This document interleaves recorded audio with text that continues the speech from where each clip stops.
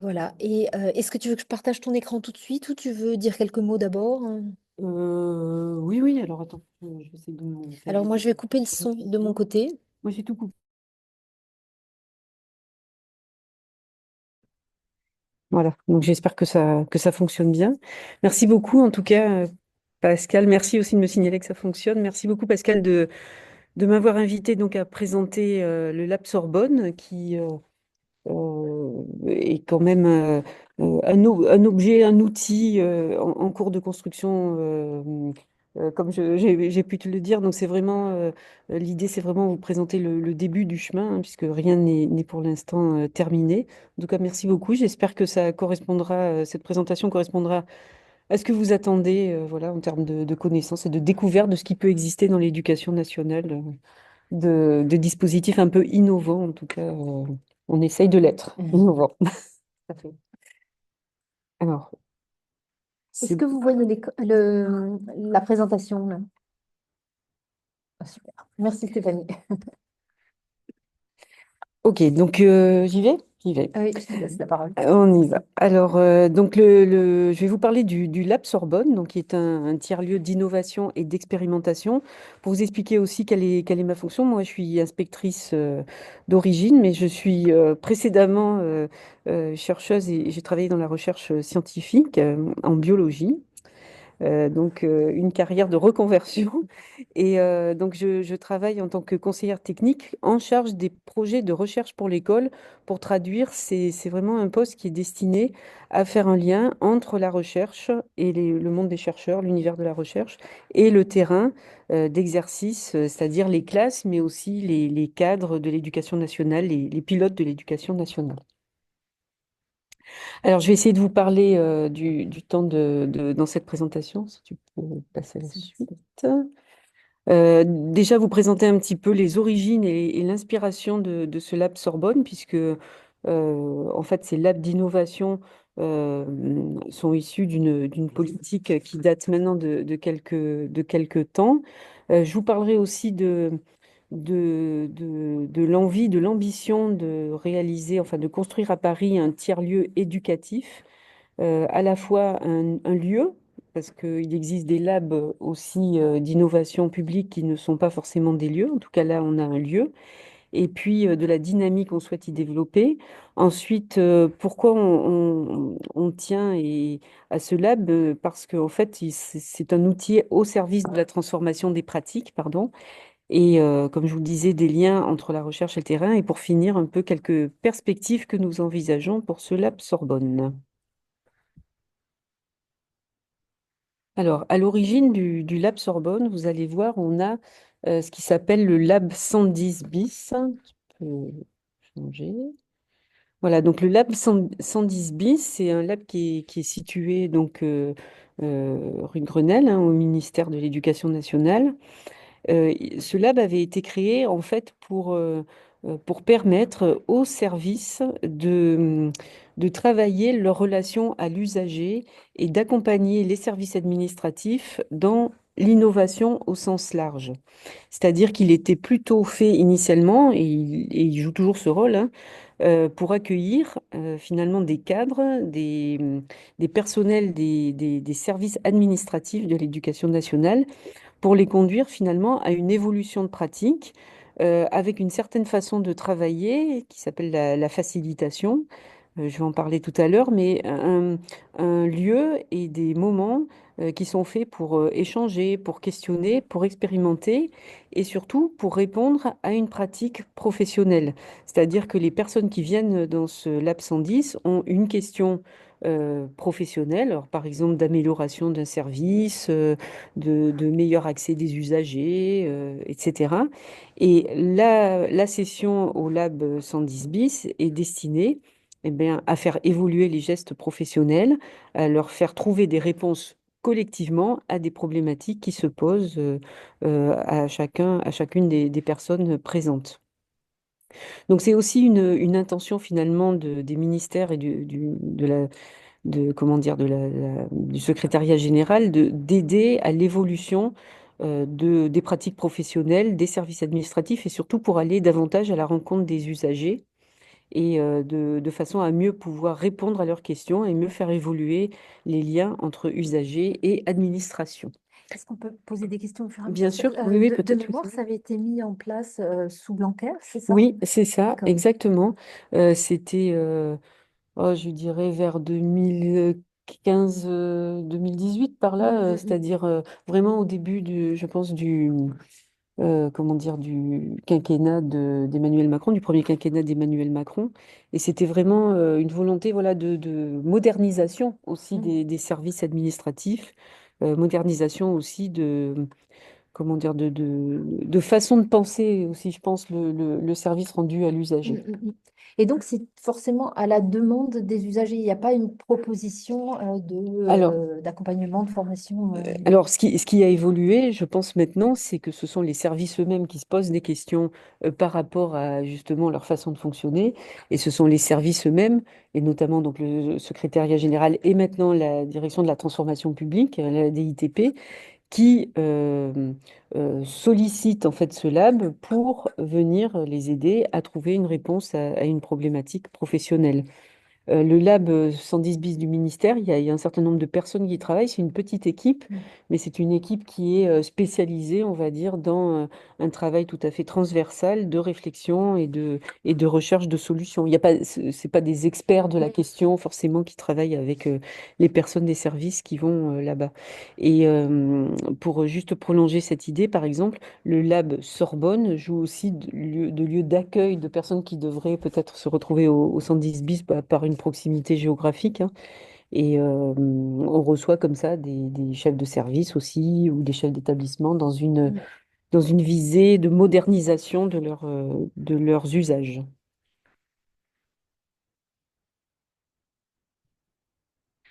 Alors, c'est bah, durant, donc, depuis ces années 2015, il y a eu un essaimage de ces labs d'innovation publique. Alors, actuellement, à peu près toutes les académies ont un lab au niveau des rectorats, presque toutes. Il y en a quelques-unes qui n'en ont pas encore, mais qui sont dans la dynamique. Alors après, ce qui est étonnant, c'est que chaque lab a certainement sa façon de Mm. fonctionner, ses objectifs, ses champs prioritaires aussi. Le lab Sorbonne, je vais vous l'expliquer, est très axé pratique professionnelle des enseignants et des cadres et lien avec la recherche, mais on a des labs qui sont aussi restés et qui continuent hein, à travailler sur les liens des services aux usagers. Il y a une raison aux différentes couleurs. C'est Je crois que ça doit être. les J'ai rouges, les plus le bleus, les code. Ouais, verts j'ai et plus les gris. le code, mais ou alors c'est ceux en devenir. Je sais plus. J'ai plus en tête le code. Alors il y a des labs éducation nationale. Il y a des labs aussi dans les ministères. Hein. À Paris, il y a d'autres labs au ministère des Sports, par Mhm. exemple. C'est-à-dire que ce principe a essaimé de toute façon sur dans d'autres territoires que celui de l'éducation nationale, en tout cas. Alors maintenant, je vais vous parler du Lab Sorbonne, si pas d'autres questions. Donc, le Lab Sorbonne, c'est une structure qui est assez récente, qui date de 2021-2022, qui est située donc dans l'ancienne école des Chartes, dans la Sorbonne même. Donc, un des points qu'il faut prendre en considération pour justement l'effet ou l'action de ce Lab Sorbonne, c'est déjà le lieu. Et je pense que si on réfléchit à l'ensemble des labs, c'est extrêmement important d'accorder, comment dire, de mettre un certain niveau de qualité dans ce lieu-là parce que ça joue beaucoup aussi dans le travail qui est fait. Alors, dans cette première diapo qui va suivre, donc déjà, si vous voulez commencer par le bas et les petites photos, ce sont quelques exemples en fait du type d'activité qu'on a pu y faire. Et puis après, je vais vous détailler un peu plus ses intentions et son activité à ce lab. Mais par exemple, on a reçu une délégation, donc c'est la photo du côté gauche de l'image. Donc on a reçu une délégation de chercheurs chinois C'est bien euh, parti. qui étaient venus, nous visiter pour découvrir un petit peu le système éducatif français. Donc le lab, c'est aussi un endroit voilà, pour rencontrer des acteurs de la recherche venant de l'étranger. Et donc, c'est un lieu, voilà, entre guillemets, réception, mais en tout cas, Ça montre aussi une certaine image de la France en tout cas. Ensuite, vous avez des images de groupes de travail sous différentes formes, donc des ateliers de réflexion, et puis après des interventions orales d'experts ou de chercheurs, mais ça, je vous en parlerai ensuite. En tout cas, c'est un lieu modulable, de grandes pièces, donc de 100 mètres carrés. Et tout ça, c'est extrêmement important parce que ça permet à la fois de travailler sur une table et de réfléchir avec différentes techniques donc de travail collectif et aussi d'écouter dans de bonnes conditions, ce qui permet de se concentrer un peu sur la parole de l'intervenant. Et ça aussi, moi qui ai fait beaucoup de formations, ça joue, je trouve que ça joue énormément sur l'attention des participants. Donc le lab, en fait, c'est vraiment un tiers-lieu, c'est-à-dire le lieu entre la maison et le travail. C'est pour ça que l'aménagement de l'espace comment dire, est particulier. Alors, il y a des canapés et des petites tables, de l'autre côté des tables et des Vous chaises. avez un baby-foot. On n'a pas, voilà. Mais il y a une Ah, cafetière, une théière. non, Voilà, il y a de quoi se restaurer. C'est important aussi quand on reste toute une bien sûr. journée ou quand on écoute quelqu'un pendant des heures. C'est vrai que c'est important aussi d'être d'être à l'aise. C'est un peu anglo-saxon, je pense, Mm. peut-être dans sa réflexion. Donc c'est un tiers-lieu, donc un lieu à la fois un peu cosy, un peu maison, et puis c'est quand même un lieu de travail qui est donc dévolu à la communication, à la formation et à la réflexion. L'idée, c'est que ça soit un laboratoire d'idées. Alors, il n'y a personne dans ce laboratoire, puisque ce sont que des murs, mais c'est vraiment l'endroit où les idées s'échangent, où il y a un transfert de connaissances de la part des chercheurs qui apportent leur savoir, et puis aussi de la part du terrain, puisque les acteurs de terrain, enseignants, inspecteurs, conseillers pédagogiques, justement parlent de leur expérience et de leur vécu et nourrissent aussi la réflexion des chercheurs. Donc c'est vraiment un laboratoire d'idées. Et dans ces nouvelles idées que nous souhaitons brasser, c'est finalement amener les enseignants et les cadres à expérimenter et à innover. Mais pourquoi? Évidemment, parce que notre public scolaire change énormément et que pour que ce nouveau public scolaire puisse réussir, il faut aussi que les enseignants et les cadres adaptent leurs propres pratiques à ce public qui est quand même très différent enfin, les élèves d'aujourd'hui sont quand même très différents de ce qu'on pouvait trouver il y a quelques années. Et pour qu'ils puissent réussir, il faut aussi qu'on soit capable d'agilité et d'adaptation. Alors, c'est aussi un lieu de réseau entre communautés éducatives, c'est-à-dire que l'idée, c'est de réunir un type de personnel, alors des directeurs d'école, des conseillers pédagogiques ensemble. Donc, à la fois de faire aussi communauté, d'établir des liens entre ces personnes qui se connaissent, mais qui n'ont pas forcément de relation de proximité. Donc de faire vraiment une communauté, un réseau, et c'est ce qui se passe, hein, parce qu'après ils se contactent, ils échangent, ils font des groupes de réseaux sociaux, etc. Donc ça noue quelque chose quand même entre les personnes, et puis un lien donc entre cette communauté professionnelle et puis des partenaires ou des chercheurs. Donc partenaires, on peut travailler par exemple avec des équipes de la mairie, des services scolaires de la mairie avec qui on travaille forcément beaucoup, et puis des chercheurs sur tous les thèmes possibles, inimaginables liés à l'éducation, bien sûr. Le but ultime de tout ça, c'est quand même la réussite des élèves et tout ce qui peut améliorer la réussite des élèves. Alors, Est-ce que parfois des élèves viennent aussi au Lab Sorbonne? Est-ce qu'il y a Alors, des pas interventions avec les encore, classes? justement pas encore, et ça serait vraiment pour moi un grand plaisir de faire venir des élèves, et j'en parle à la fin, et des parents Mm. aussi. Oui, Si on parle de communauté et d'échange, ça serait un moyen aussi de pouvoir parler dans de bonnes conditions à des parents d'élèves et à des élèves peut-être des plus grands, mais qui se posent des questions sur leur orientation bien sûr. ou des choses comme ça. Et justement, pourquoi? Parce que c'est un tiers-lieu de confiance et d'échanges horizontaux, c'est-à-dire que notre idée, c'est de mettre l'intelligence de tous au service du collectif, finalement de respecter les idées, les paroles des uns et des autres, et d'amener par ce collectif à un certain degré de créativité pour que finalement on se sente plus fort, pour chacun se sente plus fort pour oser, pour agir, pour mettre en place des choses dans son école. Il faut reconnaître que enseignant, c'est un métier un peu solitaire. On est quand même dans sa classe, un peu porte fermée. Ouais. Et du coup, et les directeurs aussi, par exemple, sont des personnels un peu solitaires. Ils ont une équipe, certes, mais ils ont à gérer l'école. Et donc, finalement, c'est un lieu où on se sent un peu plus fort en étant justement dans une communauté, une collectivité.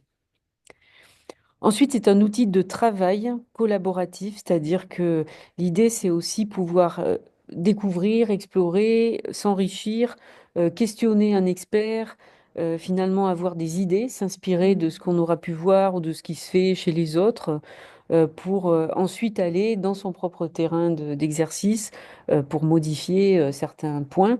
Alors, l'idée finalement de cette démarche, c'est pas forcément d'avoir une révolution au bout, au bout de la session, c'est vraiment d'avoir des petits points d'évolution et de prise de conscience et de réflexion, des acteurs.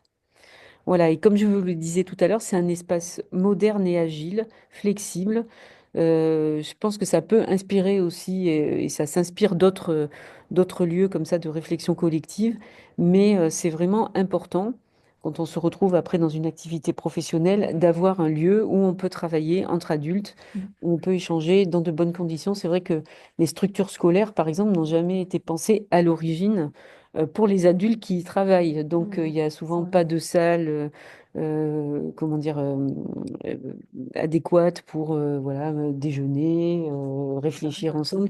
Et c'est vrai que c'est un souci si on veut travailler dans de bonnes conditions.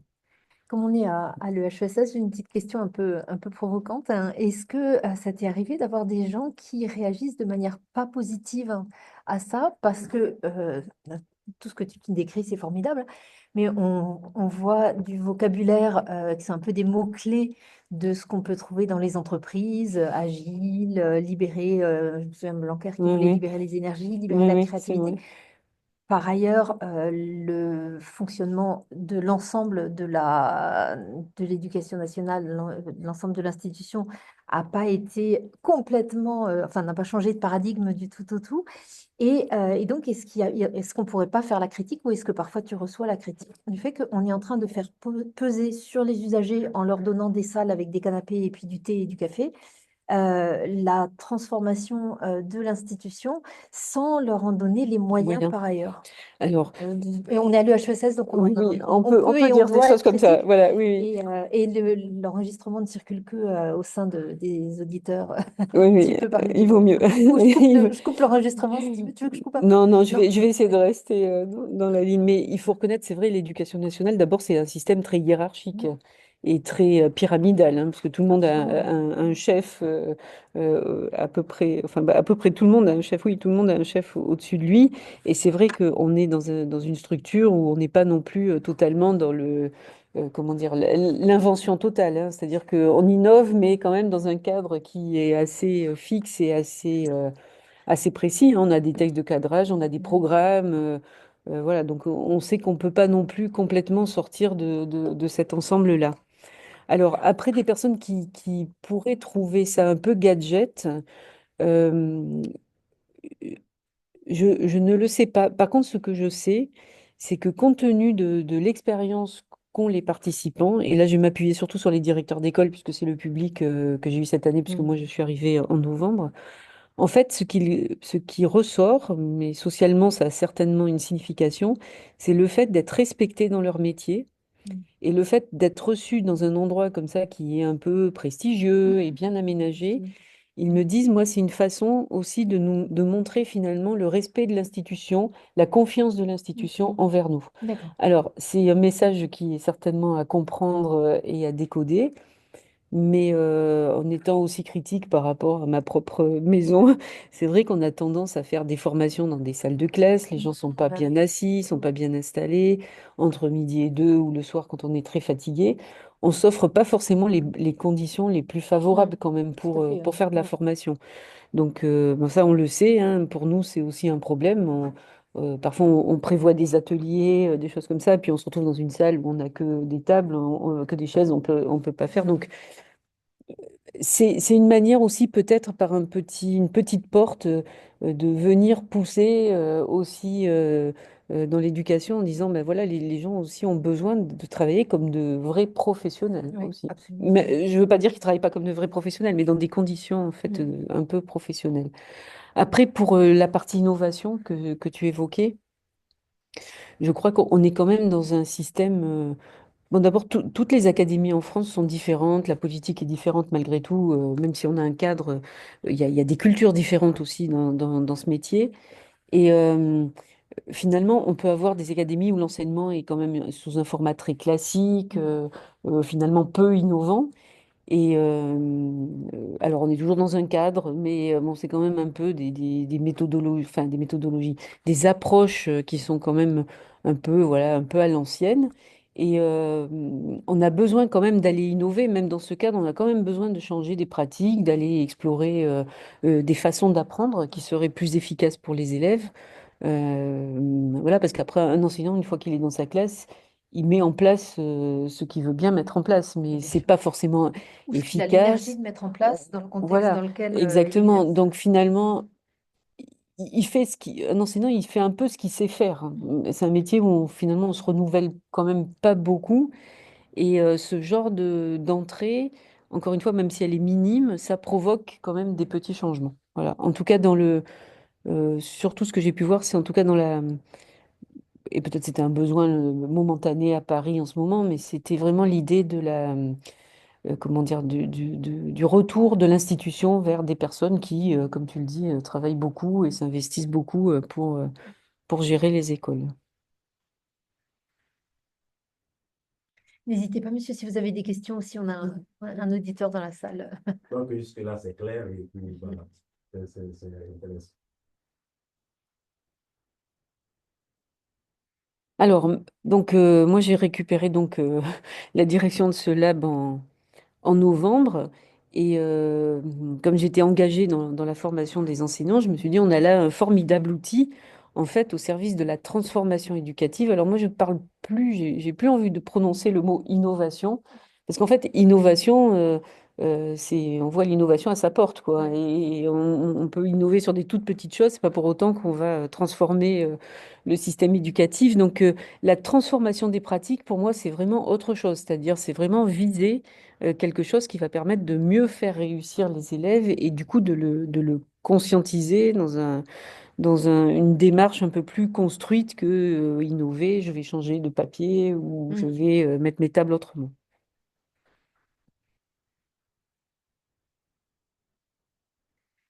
Alors, l'idée, c'était de conserver en fait ce qui fait ce Lab Sorbonne, c'est-à-dire son lien avec la recherche, bien sûr, et son lien avec le terrain, donc cette rencontre recherche-praticien de terrain, toujours dans l'optique donc de transformer les pratiques.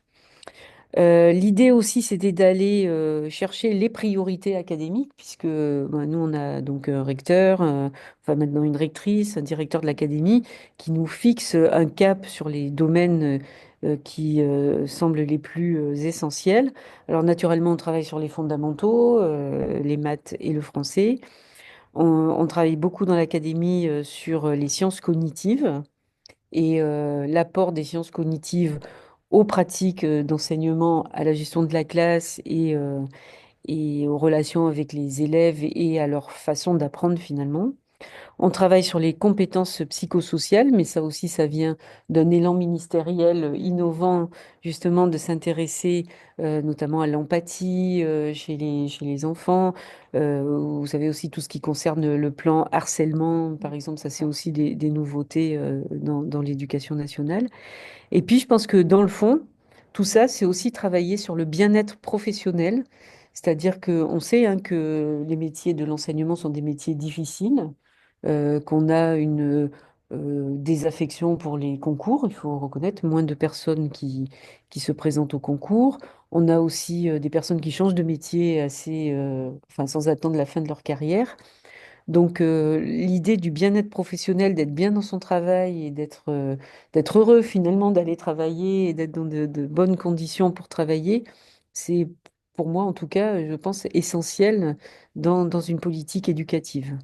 pour les auditeurs, le rattachement à la CT.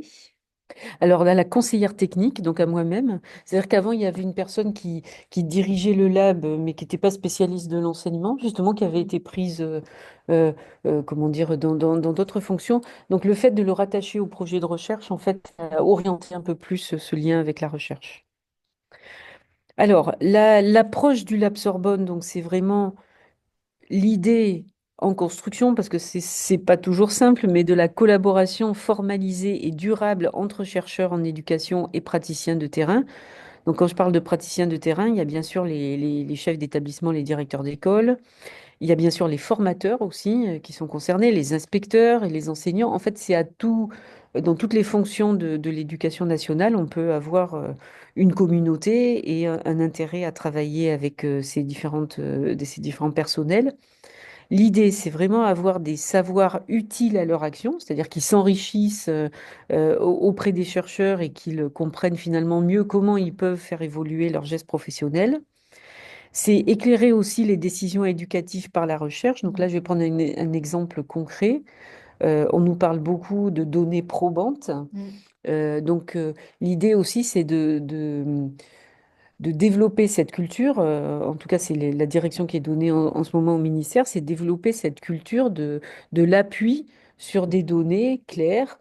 Finalement, on dit que telle méthode marche mieux, mais finalement, est-ce qu'elle marche mieux parce que moi j'ai l'impression que ça marche mieux, ou est-ce que j'ai des données pour me prouver que ça va mieux?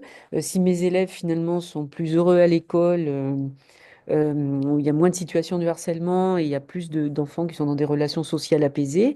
Est-ce que j'ai des indicateurs pour me le prouver ou est-ce que c'est une impression que j'ai? Donc c'est vraiment finalement aller prendre à l'univers de la recherche une méthodologie Mm. qui est celle donc de la donnée et de l'exploitation de la donnée. Et pour l'ensemble, bien sûr, c'est transformer les pratiques au bénéfice des élèves. Si on prend une académie comme Paris, où les élèves ont quand même de bons résultats, on est une académie plutôt bien placée dans l'échelle des académies en termes de résultats, ça ne veut pas dire qu'il y a des élèves qui n'ont pas de grandes difficultés d'apprentissage, et il y en a beaucoup. Et c'est notamment ce groupe d'élèves-là qu'on vise pour essayer justement de leur permettre de mieux réussir et d'être dans une dynamique en fait de succès. Et c'est pour ça que c'est une transformation des pratiques qui est importante et pas seulement juste une innovation ponctuelle. Quand tu parles des collectes de données, euh, une des difficultés que rencontrent souvent les enseignants, c'est qu'ils sont avec les enfants à temps plein et collecter des données, ne serait-ce que sur des écarts de comportement. Par exemple, si je mets en place telle pratique du soutien au comportement positif, Mhm. j'espère voir une réduction des incidents. Si je n'ai pas le temps de noter au fur et à mesure les incidents qui se produisent, il n'y a pas de moyen justement de collecter ces données probantes et Ouais, donc on se retrouve dans cette situation d'évaluation un peu floue et où en plus on a envie que ça marche, donc on va avoir l'impression que ça marche tout à fait. Je pense qu'il y a vraiment aussi Alors, c'est pour ça qu'on collabore beaucoup avec des chercheurs pour qu'ils viennent dans les dans les classes classes. Ouais. faire leurs propres mesures. C'est une manière d'avoir de la donnée sans être soi-même en train de, comme tu dis, de noter ou de collecter des observations. Donc déjà, ouvrir les classes aux chercheurs qui viennent faire ce genre de mesures, c'est un plus. Ouvrir aux étudiants aussi. Il y a quand même Oui. beaucoup de masters sur la place de la région parisienne avec des stages d'observation. Donc, c'est vraiment l'occasion aussi d'avoir ce lien, d'avoir quelqu'un dans la classe qui permet de faire ce travail d'observation un peu détaché. On essaye d'engager aussi les formateurs, conseillers pédagogiques notamment, dans des situations particulièrement ou tendues ou des situations d'école voilà, où il y a une intervention un peu plus forte qui est nécessaire pour aller, enfin, c'est-à-dire qu'on essaye pour eux-mêmes de leur faire évoluer, de les faire évoluer dans leur pratique en s'outillant, en ayant des grilles d'observation pour justement que ça soit pas que du ressenti. Euh, Et les enseignants acceptent volontiers d'avoir des gens qui viennent passer du temps dans leur classe. alors honnêtement, en général, oui.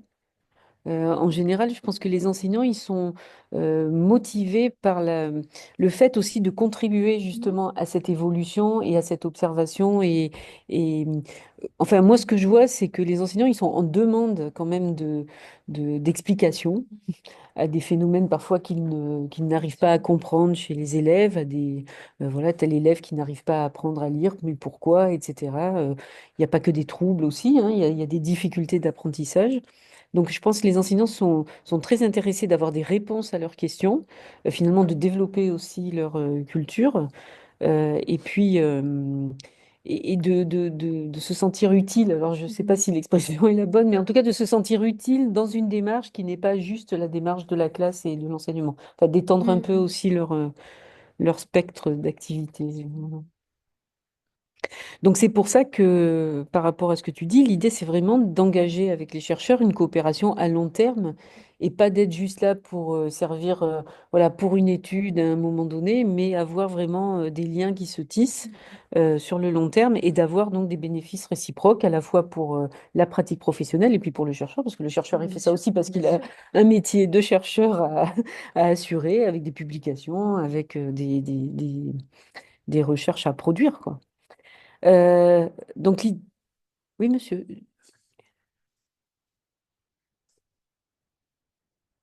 Il n'y a pas de mot de passe. Non, non, non. Alors, les problématiques co-construites. Je vais essayer de détailler un petit peu ça, des problématiques co-construites ou des recherches qui impulsent une dynamique de transformation.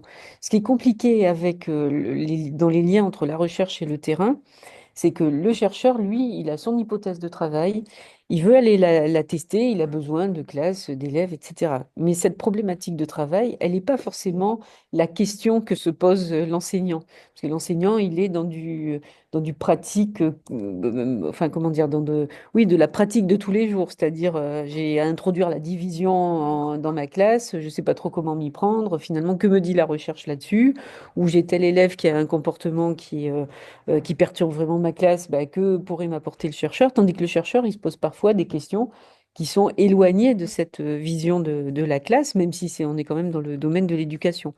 Donc déjà, comment on arrive à se lier en construisant dès le départ finalement une problématique commune où le chercheur va apporter sa façon de faire, son approche, mais que la question qui se pose corresponde vraiment à la classe.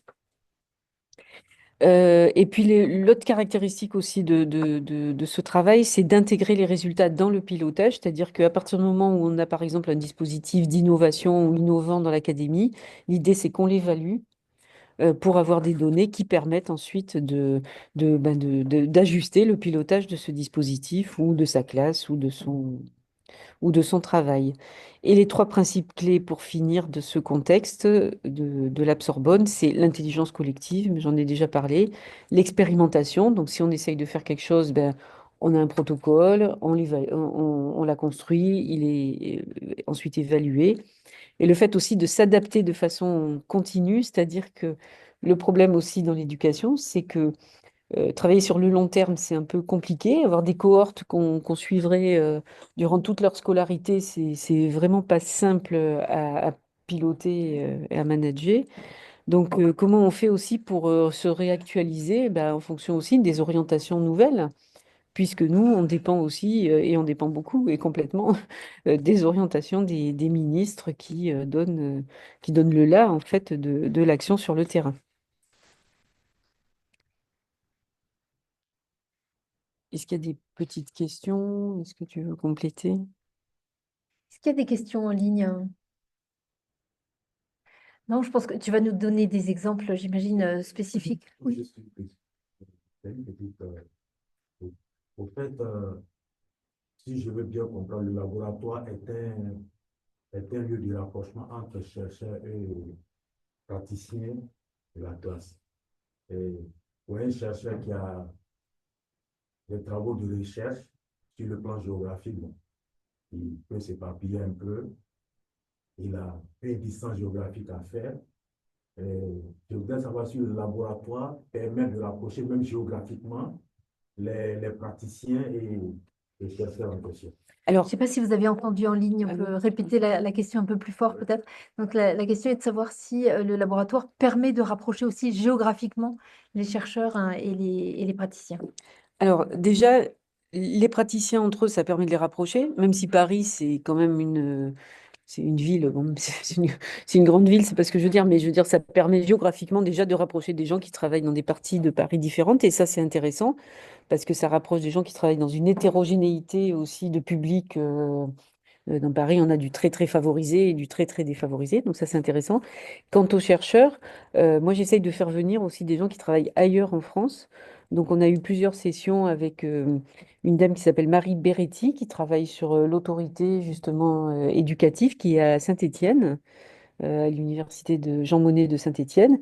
Et donc elle est venue en vrai, on va dire, dans le Lab Sorbonne pour rencontrer des acteurs de l'Académie de Paris. En fait, moi, personnellement, j'ai un thème de recherche sur les jeunes migrants, la formation et l'insertion professionnelle des jeunes migrants. Pour le moment, c'est en gestation. Je suis en train de voir si je peux le circonscrire au niveau de la région Île-de-France ou bien s'il faut prendre en compte tout le territoire français, vu que certainement j'aurai des difficultés de circulation de ville en ville, parce que je me dis que Lyon peut avoir des singularités, des particularités que forcément la région Île-de-France n'a pas en termes d'insertion de ces jeunes migrants et de leurs difficultés. Alors, c'est ce que je vous disais, c'est-à-dire que le lab, c'est aussi le creuset de problématiques co-construites. C'est-à-dire que l'idée aussi, c'est d'avoir finalement des sujets qui sont les sujets un peu prioritaires de notre académie. Du coup, c'est vrai qu'on va aller plutôt vers les apprentissages, le comportement, les compétences psychosociales. Et il y a d'autres sujets qu'on ne, comment dire, qu'on ne creuse pas et qu'on n'étend pas. Mais j'avais été en relation avec des étudiants de l'EHESS là, qui travaillent sur les élèves ukrainiens, euh, qui ont un sujet de recherche. Et le fait aussi d'avoir finalement le lab qui permet de connaître le contenu de la recherche, de savoir finalement ce qui est le point d'intérêt de chercheurs, c'est aussi de l'enrichissement collectif. Alors, je ne sais pas si vous êtes au fait avec la méthodologie de la facilitation. Pardon, Un excusez-moi. commentaire CP formation. Dans le cadre du travail en résidence, dans le cadre du plan de formation de mon département, je ne sais pas quel département c'est, mais nous essayons d'impulser, j'imagine, d'impulsion cette culture de la donnée probante en proposant, par exemple, aux enseignants d'effectuer des pré-tests, des post-tests avant et après la mise en place de séances ou d'ateliers pour construire. Et puis ça a été corrigé, impulsé. D'accord. Ben, c'est exactement ça, c'est-à-dire que c'est aussi créer finalement une façon de faire chez les enseignants parce que on a eu plein de données de la recherche, hein. Je pense notamment à Stanislas Dehaene, tout ce qu'il dit de ces fameux quatre piliers de l'apprentissage, tout ce qu'il dit aussi de l'évaluation, sa place dans une séance d'apprentissage. Tout ça, c'est pour les enseignants, ça c'est la théorie. Mais elle peut très bien se mettre en place dans la classe parce qu'en effet, quand on veut apprendre quelque chose à ses élèves, ben, il faut faire une évaluation initiale. Ensuite, on fait sa séance d'enseignement et ensuite, on fait une évaluation sommative. Donc, cette idée, finalement, de procéder en se disant bah, de quoi je pars et à quoi j'arrive, finalement, enfin, pour moi, c'est ce que vous décrivez, c'est-à-dire le pré-test et le post-test. Et peut-être si on travaillait un peu plus cet aspect aussi dans l'enseignement, il y a tellement de choses qui se jouent aussi sur la satisfaction de l'enseignant, finalement, quand on a fait une séance et que ça marche bien et qu'on a vu ses élèves apprendre, c'est un vrai bonheur de ce métier. Donc finalement, peut-être aussi de se fonder sur des éléments très clairs.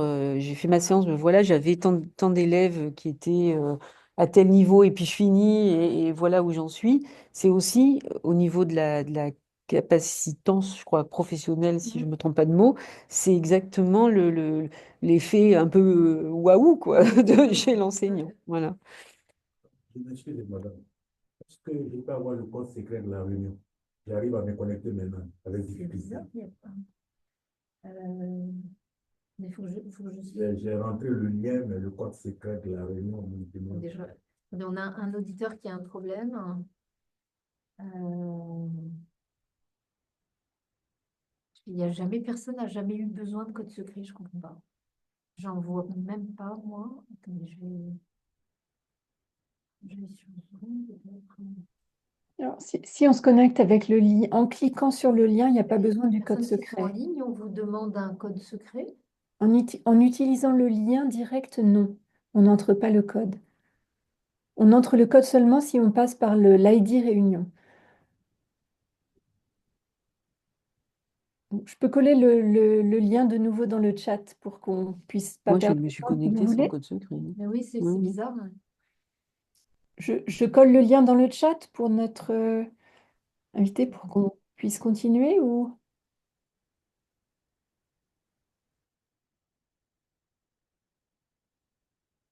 Bon, je suis même sur Zoom et il n'y a pas d'indication de code secret.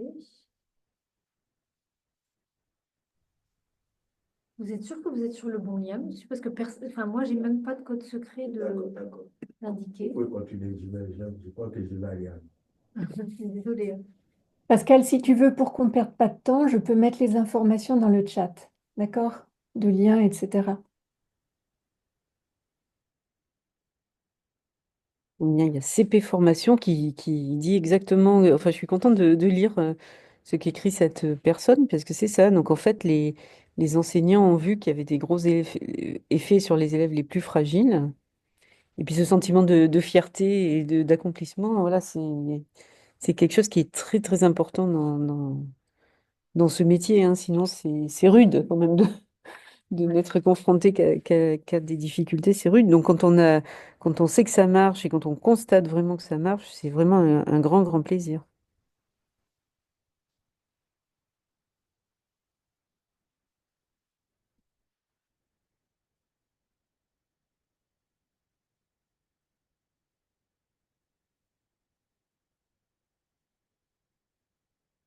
Il y a beaucoup de- Mm.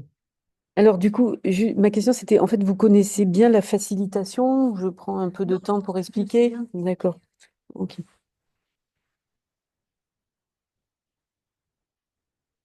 Donc on va dire qu'on a ce triptyque pour le Lab Sorbonne qui est avec les trois mots facilitation, communauté et expertise. Donc je vais un peu parler de la facilitation qui est en fait une technique d'animation de groupe. Euh, pour vous replacer tout ça dans un contexte, c'est vrai que les formations que nous faisons sont souvent, enfin, que font les inspecteurs ou les conseillers, c'est souvent des formations un peu descendantes où on arrive avec un savoir, on expose le savoir, donc on prend quand même quelques questions, mais il n'y a pas vraiment de moment où collectivement on réfléchit à quelque chose et on essaye de trouver une solution. Donc en fait, moi je me suis approprié la technique de facilitation à ma manière, mais j'imagine qu'il y a certainement d'autres façons de faire. Donc, en gros, quand même, pour la facilitation, c'est créer un cadre. Donc là, on a notre lab, des méthodes. Donc, c'est ce travail collectif avec différentes façons de travailler en collectif et puis des processus de réflexion qui permettent de fonctionner en intelligence collective. Et en fait, finalement, un individu va se noyer dans un groupe qui va trouver la réponse un peu pour lui. Ensuite, la facilitation, il faut quelqu'un pour accompagner ça. Donc ça, c'est le facilitateur. Le facilitateur, justement, il n'a pas de lien hiérarchique, il n'a pas de lien de savoir avec le groupe. Il est là juste pour mettre en condition, guidé par ces techniques de réflexion et comment dire, oui, de réflexion et de recherche d'une solution. Donc le facilitateur, en fait, crée l'environnement met les gens en confiance, n'est pas là pour finalement amener la réponse, parce qu'il n'a pas plus que les autres, mais il est là pour aider à cette réflexion collective, cette créativité collective. Alors, comme je vous disais, moi j'ai beaucoup travaillé avec le public des directeurs d'école, par exemple. Donc, on leur fait vivre des sessions, je vais vous en montrer une ensuite, mais sur un sujet particulier. Mais pour moi, il y a un double effet, c'est-à-dire qu'en voyant aussi comment se mène cette réunion avec un collectif, avec plusieurs personnes, ça amène aussi d'autres compétences professionnelles au directeur en termes de voilà, gestion d'un groupe, gestion de la réflexion collective. On disait tout à l'heure gérer les personnes qui sont plutôt favorables ou plutôt défavorables à son idée. Donc je pense qu'il y a à la fois le fait de le connaître, mais aussi de le vivre. Ça vous permet de développer vos propres compétences professionnelles. Je vois que dans le Pardon. commentaire, la personne qui était intervenue tout à l'heure qui nous dit qu'elle est dans les Charentes, hein, département 17. Hein. Et donc, elle dit une équipe à laquelle je pense a réalisé qu'au bout de 6 semaines, ce qu'ils avaient mis en place a produit de gros effets sur l'apprentissage. Une grande fierté pour eux. Voilà, c'est Mhm, exactement ce que tu mhm. décrivais, cet effet waouh, justement. Voilà, c'est ça. Merci beaucoup pour ce témoignage. Alors, si on peut passer à la suite. Monsieur, vous avez réussi à vous connecter avec le... Je sais pas, je crois que j'ai copié le lien pour le mettre puisque je n'arrive pas à ouvrir ma boîte où j'ai reçu le message. C'est via ça, mais c'est pas grave. Mais si vous me donnez votre mail, je peux vous le renvoyer, le lien. Oui. Je crois que je vais même partir. J'ai un cours à 14 heures. Ah, d'accord, d'accord. Il faut me dire aussi pour le temps, hein, Pascal, je ne sais D'accord. plus ce qu'on avait dit. Bah, on a jusqu'à 14h30. Ok, donc on est bien. Alors, ce qui est important aussi, je pense, il faut imaginer le public aussi des enseignants qui vient. Alors, on a en plus plusieurs sortes de publics parce qu'on a les jeunes qui rentrent après des études directement, enfin, licence master. Et dans l'enseignement du premier degré notamment, on a quand même enfin, du premier degré, on a beaucoup d'enseignants qui viennent de filières littéraires et pas trop scientifiques en général. On a maintenant une autre population qui est venue depuis quelques années, c'est les reconversions. Je disais que moi j'étais un exemple de reconversion, mais c'est vrai qu'on a aussi beaucoup de gens qui changent au milieu de leur vie professionnelle et qui ont envie de faire autre chose et qui du coup passent les concours pour être enseignants, professeurs. Et puis maintenant, on a la population des contractuels, des personnes qui rentrent dans ce métier de cette façon-là et qui ont envie de faire ce métier, ou des personnes qui tentent aussi l'expérience pour un temps en se disant finalement, être contractuel, c'est aussi la facilité de pouvoir changer et puis de faire un autre métier dans 5 ou 10 ans, quand j'en aurai assez, sans être prisonnier finalement du système du fonctionnariat. Donc on a finalement des groupes de professeurs qui sont extrêmement hétérogènes.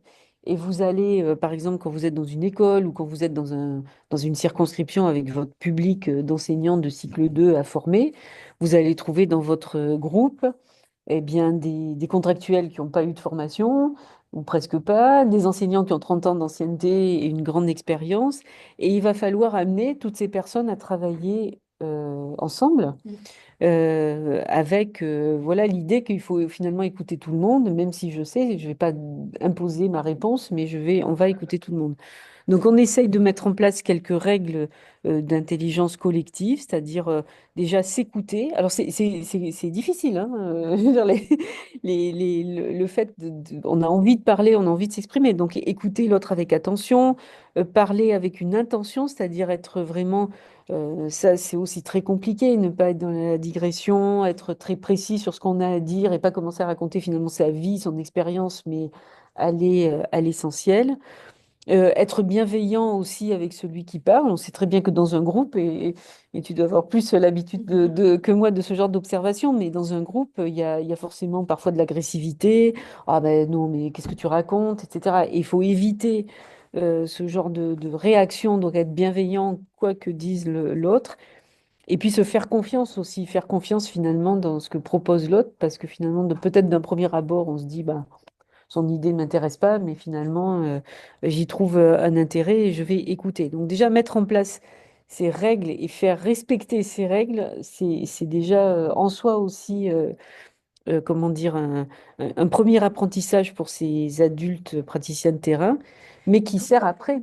Dans ton équipe, tu as des membres permanents ou tu es toute Non, seule? Hein. non, je travaille avec justement les cadres inspecteurs et conseillers pédagogiques. D'accord. Donc, enfin, tu essayes d'instituer Je cette... suis à leur service dans un fonctionnement qui n'est pas le leur. Et oui, oui, tout à fait. Donc c'est pour ça que je vois un effet, un double effet, c'est-à-dire que de notre côté, ça les forme aussi, eux, Et je suis sûre que ce genre de technique est rapporté ensuite en circonscription par l'inspecteur qui la met en place à son tour. Ouais. C'est bon. Ça, c'est vraiment de nature, par essaimage, à changer, à transformer justement la structure hiérarchique, parce que sans sans un vrai changement de posture chez les inspecteurs, on n'arrivera pas à C'est transformer ça. les choses. Et c'est ce que me disent les collègues inspecteurs, et les directeurs que je vois et les collègues inspecteurs. Tout dépend aussi de la personne justement qui pilote l'ensemble, puisqu'on a aussi des inspecteurs qui vont être plus dans quelque chose de descendant, de formel, et d'autres qui commencent à basculer plus vers une vraie collaboration et considérer les directeurs vraiment comme des collaborateurs et non pas comme comment dire, un subordonné hiérarchique. Excuse-moi. Mais je vous en prie, monsieur.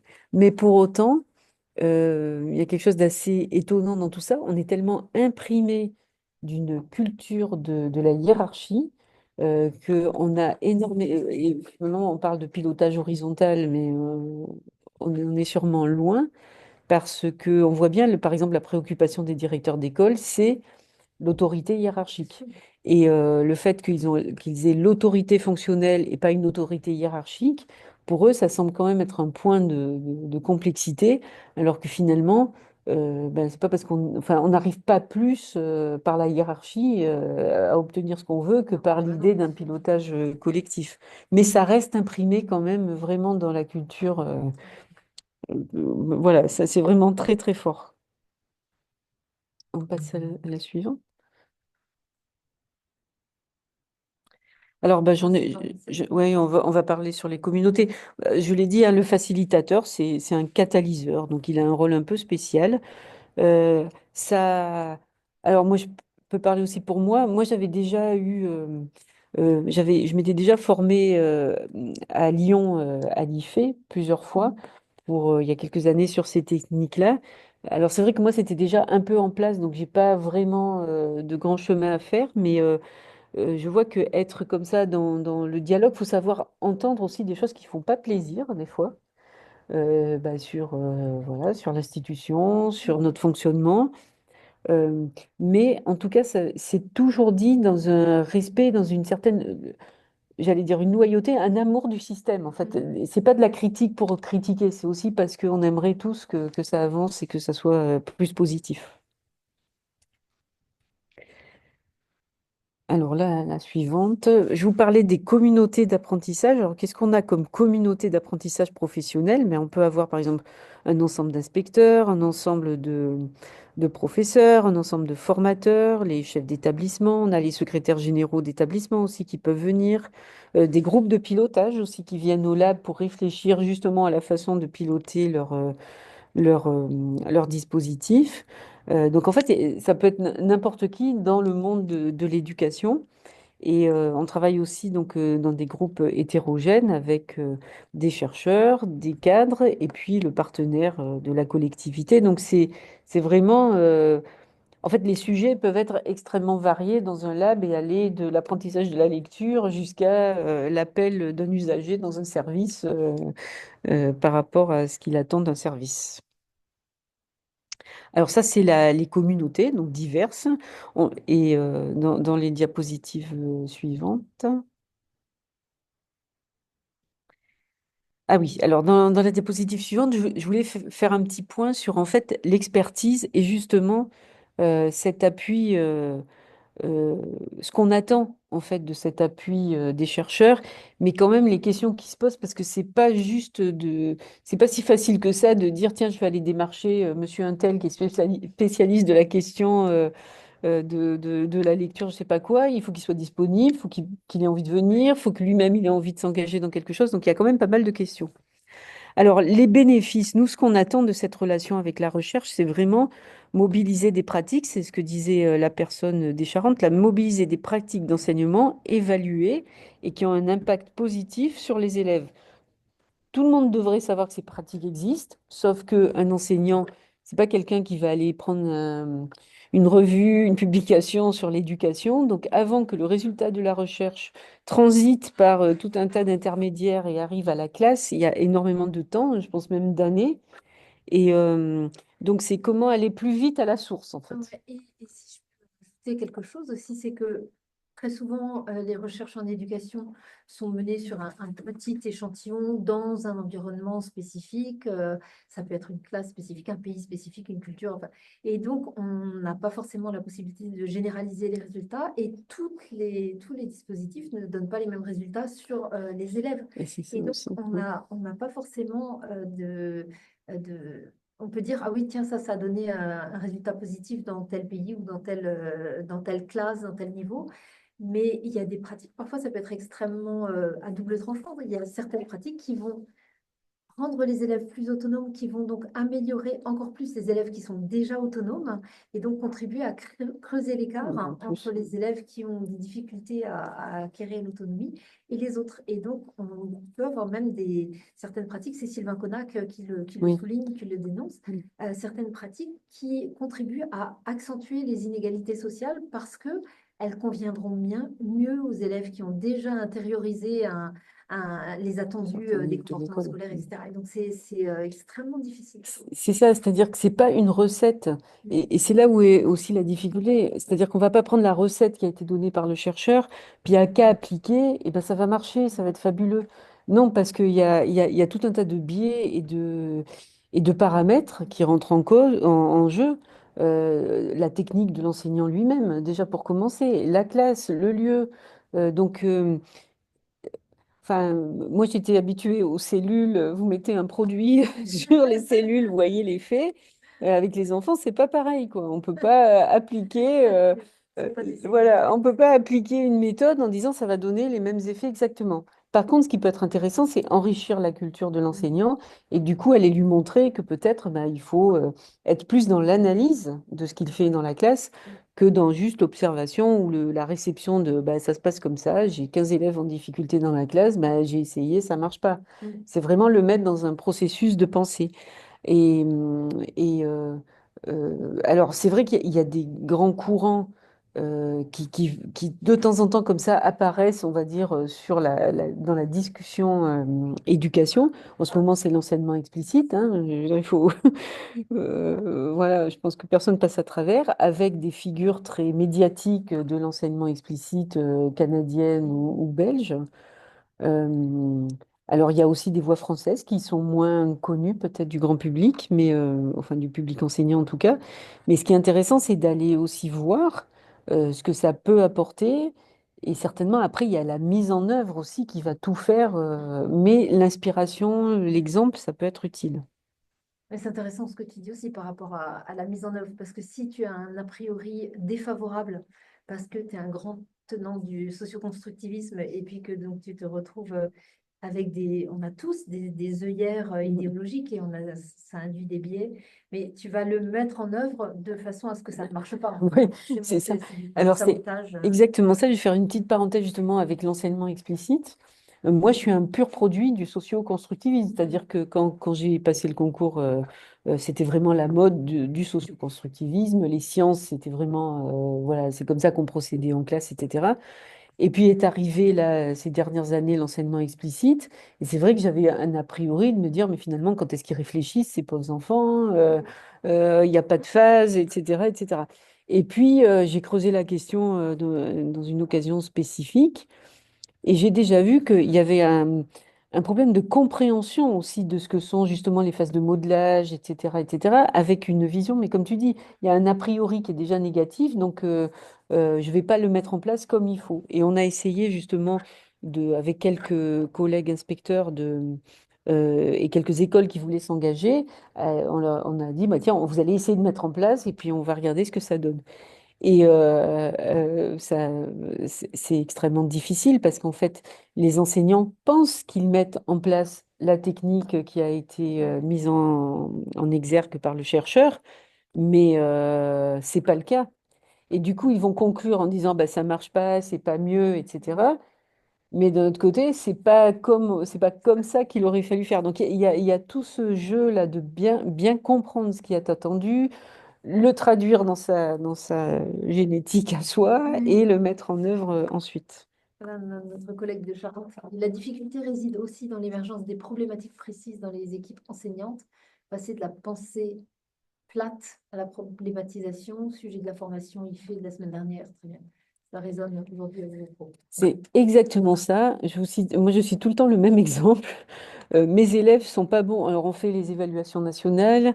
Résultat, ah oui, mais nos élèves, ils sont pas bons au vocabulaire. Voilà. Donc, on est là, nos élèves sont pas bons au vocabulaire. Et après, qu'est-ce qu'on fait?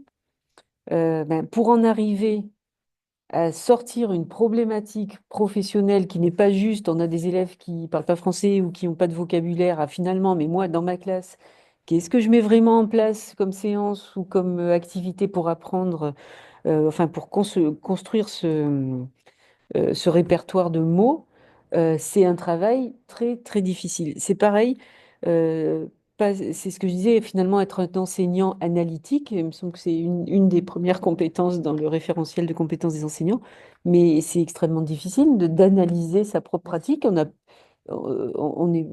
a personne pour vous regarder dans la classe, Les vous êtes tout grilles, seul, en hein, fait, on n'a voilà. pas forcément les grilles non plus. Et on n'a pas forcément les grilles. Et alors, il faudrait se filmer ou je sais pas, enfin, pour essayer d'analyser précisément ce qu'on fait. C'est quand même pas simple non plus. Alors, donc, on en a parlé, hein, l'idée du bénéfice, c'est ce qu'on vient de dire, mobiliser des stratégies identifiées dans la recherche pour réduire l'écart. Et si je reviens sur cet enseignement explicite, je pense très certainement qu'il peut être très efficace sur des élèves qui sont très loin, justement, des attendus et très loin de leurs petits camarades qui, eux, vont vite comprendre ce qui est attendu par le professeur ou connaissent les codes scolaires, etc. Des élèves qui sont plus éloignés et qui comprennent moins comment fonctionne une classe, c'est vrai que quelque chose de très structuré, étape par étape, où on leur montre à un moment donné, où c'est vrai qu'ils vont procéder d'abord par imitation, mais c'est aussi comme ça qu'on apprend. Et puis après, avant de gagner en autonomie et en procédure, je pense que là, on pourrait voir un bénéfice très intéressant. Et j'étends du coup sur le sujet de la différenciation, puisque nous, on nous demande tout le temps de différencier en classe, mais les enseignants, différencier, ils ne savent pas trop comment faire. C'est justement un moyen qui peut être mis à la disposition de la différenciation. Alors, le troisième point dans les bénéfices visés, c'est développer des compétences professionnelles. Je crois qu'on en a beaucoup parlé, hein, par l'accès aux connaissances. Euh, on a peu de temps aussi quand on est enseignant. On a nos 18 heures obligatoires dans le premier degré, mais finalement, on a peu de temps parce que quand même, préparer ses cours, etc., ça prend du temps, même quand il n'y a pas les élèves. Donc, franchement, aller prendre un livre de pédagogie, etc., c'est à la limite quand on prépare un diplôme, une certification, on va creuser un peu des questions. Mais c'est vrai que dans la vie courante, c'est un peu moins fréquent. Ensuite, donc, consolider des politiques éducatives, on en a parlé, hein, par la donnée, par l'idée de l'utilisation de la donnée. Entre parenthèses, ça ouvre tout l'espace de l'analyse des résultats des élèves aux évaluations nationales. Parce que la technique d'analyse aussi, ça permet d'agir. On peut prendre les résultats en se disant, bon ben voilà, j'ai 10% d'élèves en difficulté, et le reste de ma classe l'est pas. Ou alors, j'ai ces 10% d'élèves, d'accord, qu'est-ce que je vais faire pour eux, etc.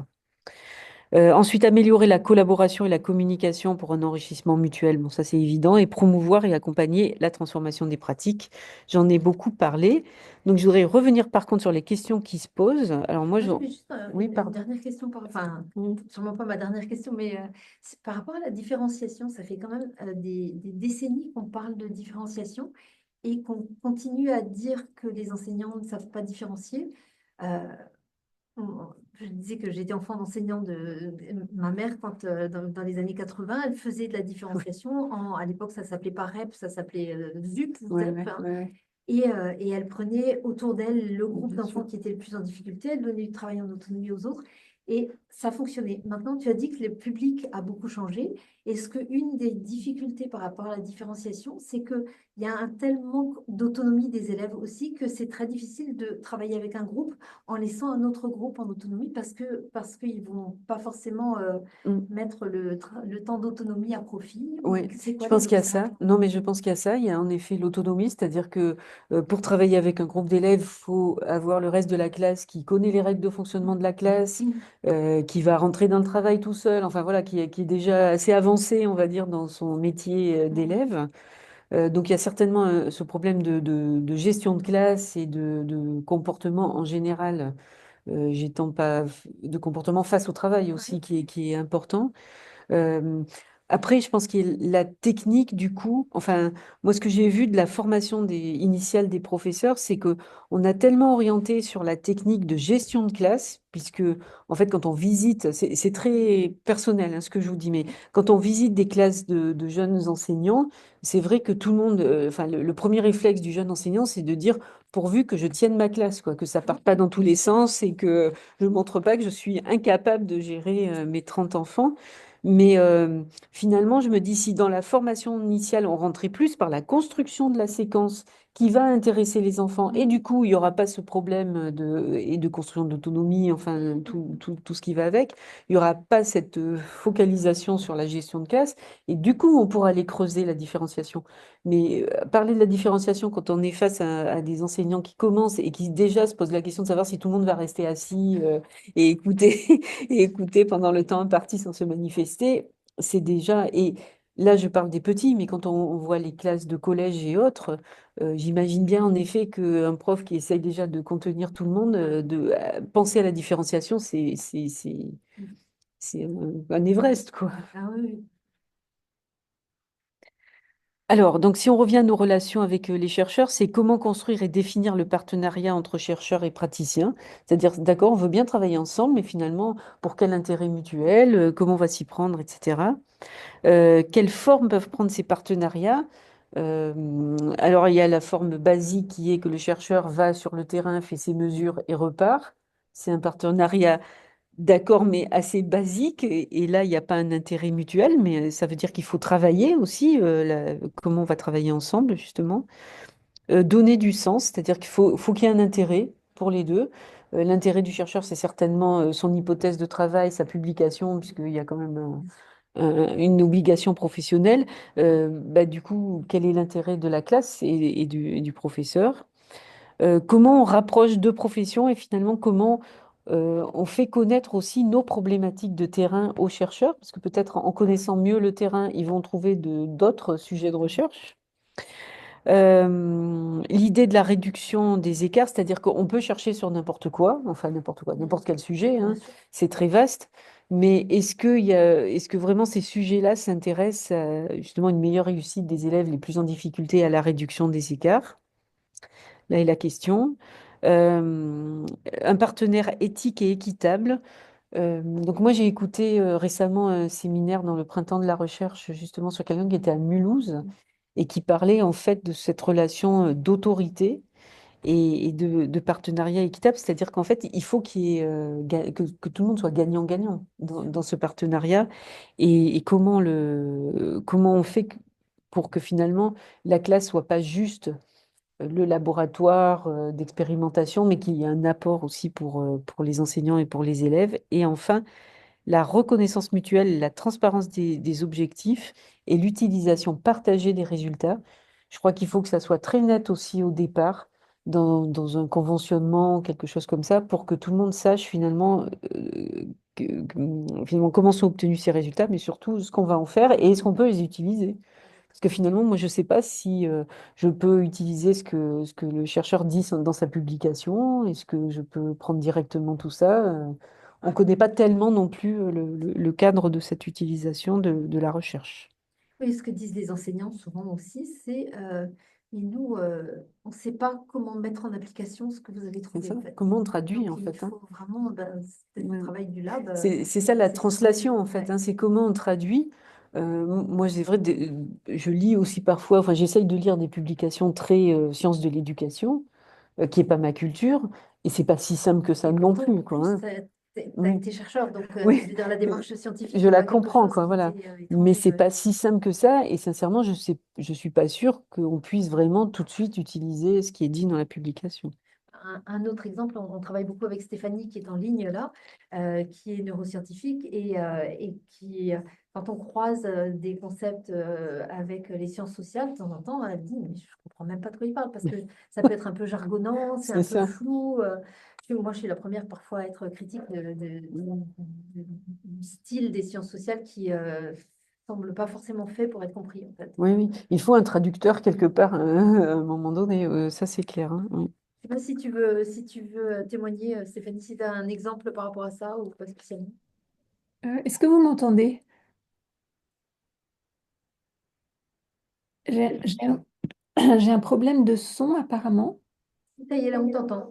Ah, d'accord. Bon, désolée, tout à l'heure j'essayais déjà de vous parler, Oui. Euh, j'ai pas d'exemple exactement précis en tête. J'ai plutôt l'exemple de ce que, quand il s'agissait de présentation avec des concepts sociologiques, j'arrivais pas à comprendre le contexte théorique en réalité. Et du coup, je aussi, j'avais du mal à, surtout beaucoup de mal à comprendre ce qu'on appelle la démarche réflexive dans ces études de sociologie et comment est-ce qu'on peut généraliser. Oui. Parce que c'est vrai que dans les sciences expérimentales, on a cette tendance à tester une variable et puis voir son impact.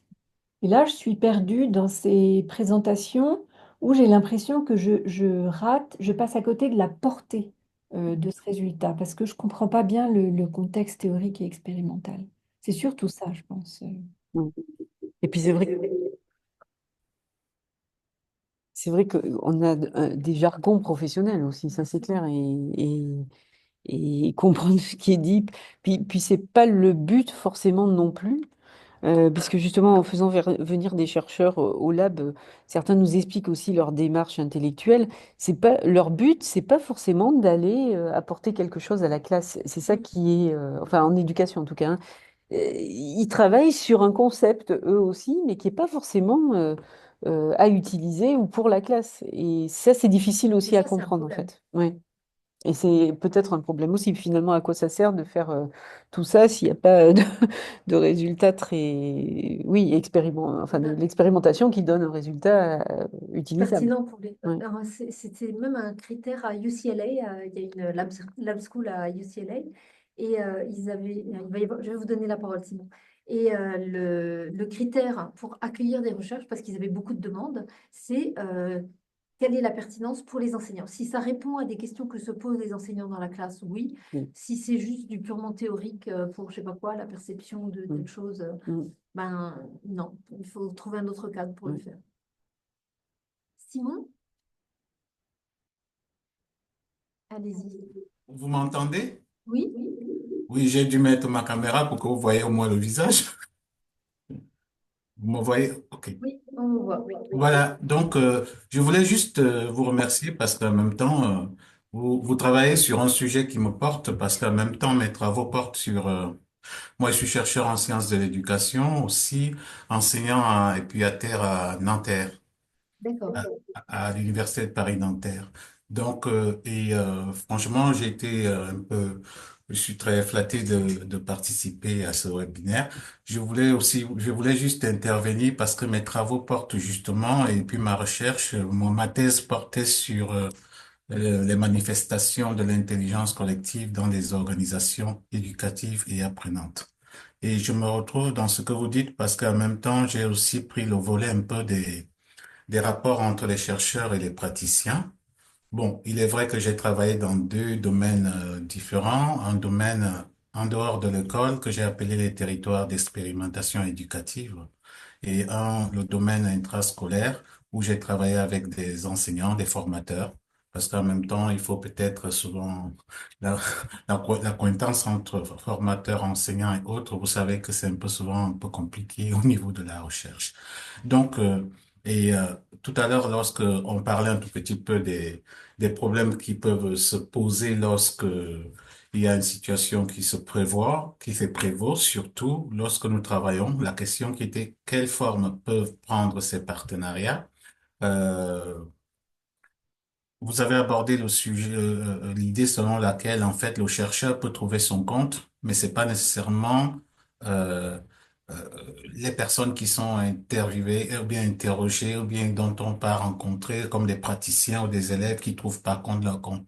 Je me dirais peut-être que l'intérêt du chercheur là et l'intérêt du praticien ou de l'élève ou de l'apprenant, hein, parce qu'en même temps lorsqu'on travaille dans les territoires en dehors de l'école, ce n'est plus trop qu'avec les élèves, c'est peut-être avec des formateurs qui ont des apprenants et autres. Donc c'est pour ça que au niveau polysémique des termes, je ne vais pas peut-être entrer dans le sujet. Alors je me disais, l'intérêt du chercheur et du praticien ou même de l'élève se converge à mon sens, hein. Surtout si on met en place un dispositif méthodologique qui s'appuie sur je prends un exemple, des autoconfrontations. Ça peut être croisé ou simple. Si on adopte par exemple les dispositifs de triangulation de travail où on prend des sources de données différentes pour pouvoir atteindre des objectifs, des résultats probants après, ça peut permettre aussi de créer, si on se réfère au concept de créer une certaine forme, permettez-moi un peu la tautologie, de pouvoir vivre un processus de créativité tel que développé par Claude Lubart, parce que selon lui, il me semble quelque part dans ses écrits concernant surtout dans un de ses écrits qu'il a fait en 2003, si j'ai bonne mémoire, concernant la psychologie de la créativité, il parlait d'une ambiance positive qui favorise la créativité. Donc, je me pose pas une question, peut-être parce que vous avez plus d'expérience là que moi. Moi, je suis enseignant, je suis doctorant depuis que 2023. Donc, je me pose la question de savoir, est-ce que vous pensez à un moment ou à un autre que les praticiens ou les élèves ne bénéficient pas non plus aussi lorsqu'il y a ce genre de rencontres collaboratives? Est-ce qu'ils aussi ne bénéficient pas comme le chercheur d'une certaine expérience qui peuvent acquérir, supposons lorsqu'on fait des autoconfrontations, en fait, ou alors croisées ou pas? Lorsqu'on revoit, parce que ça se passe à plusieurs étapes, si on revient pour voir les mêmes praticiens et qu'on les met maintenant en commun pour pouvoir nous donner leur retour d'expérience, est-ce qu'en même temps, c'est pas aussi quelque chose qui les apporte, surtout du point de vue de l'intelligence collective? Je m'excuse d'avoir vraiment gardé la parole pendant longtemps.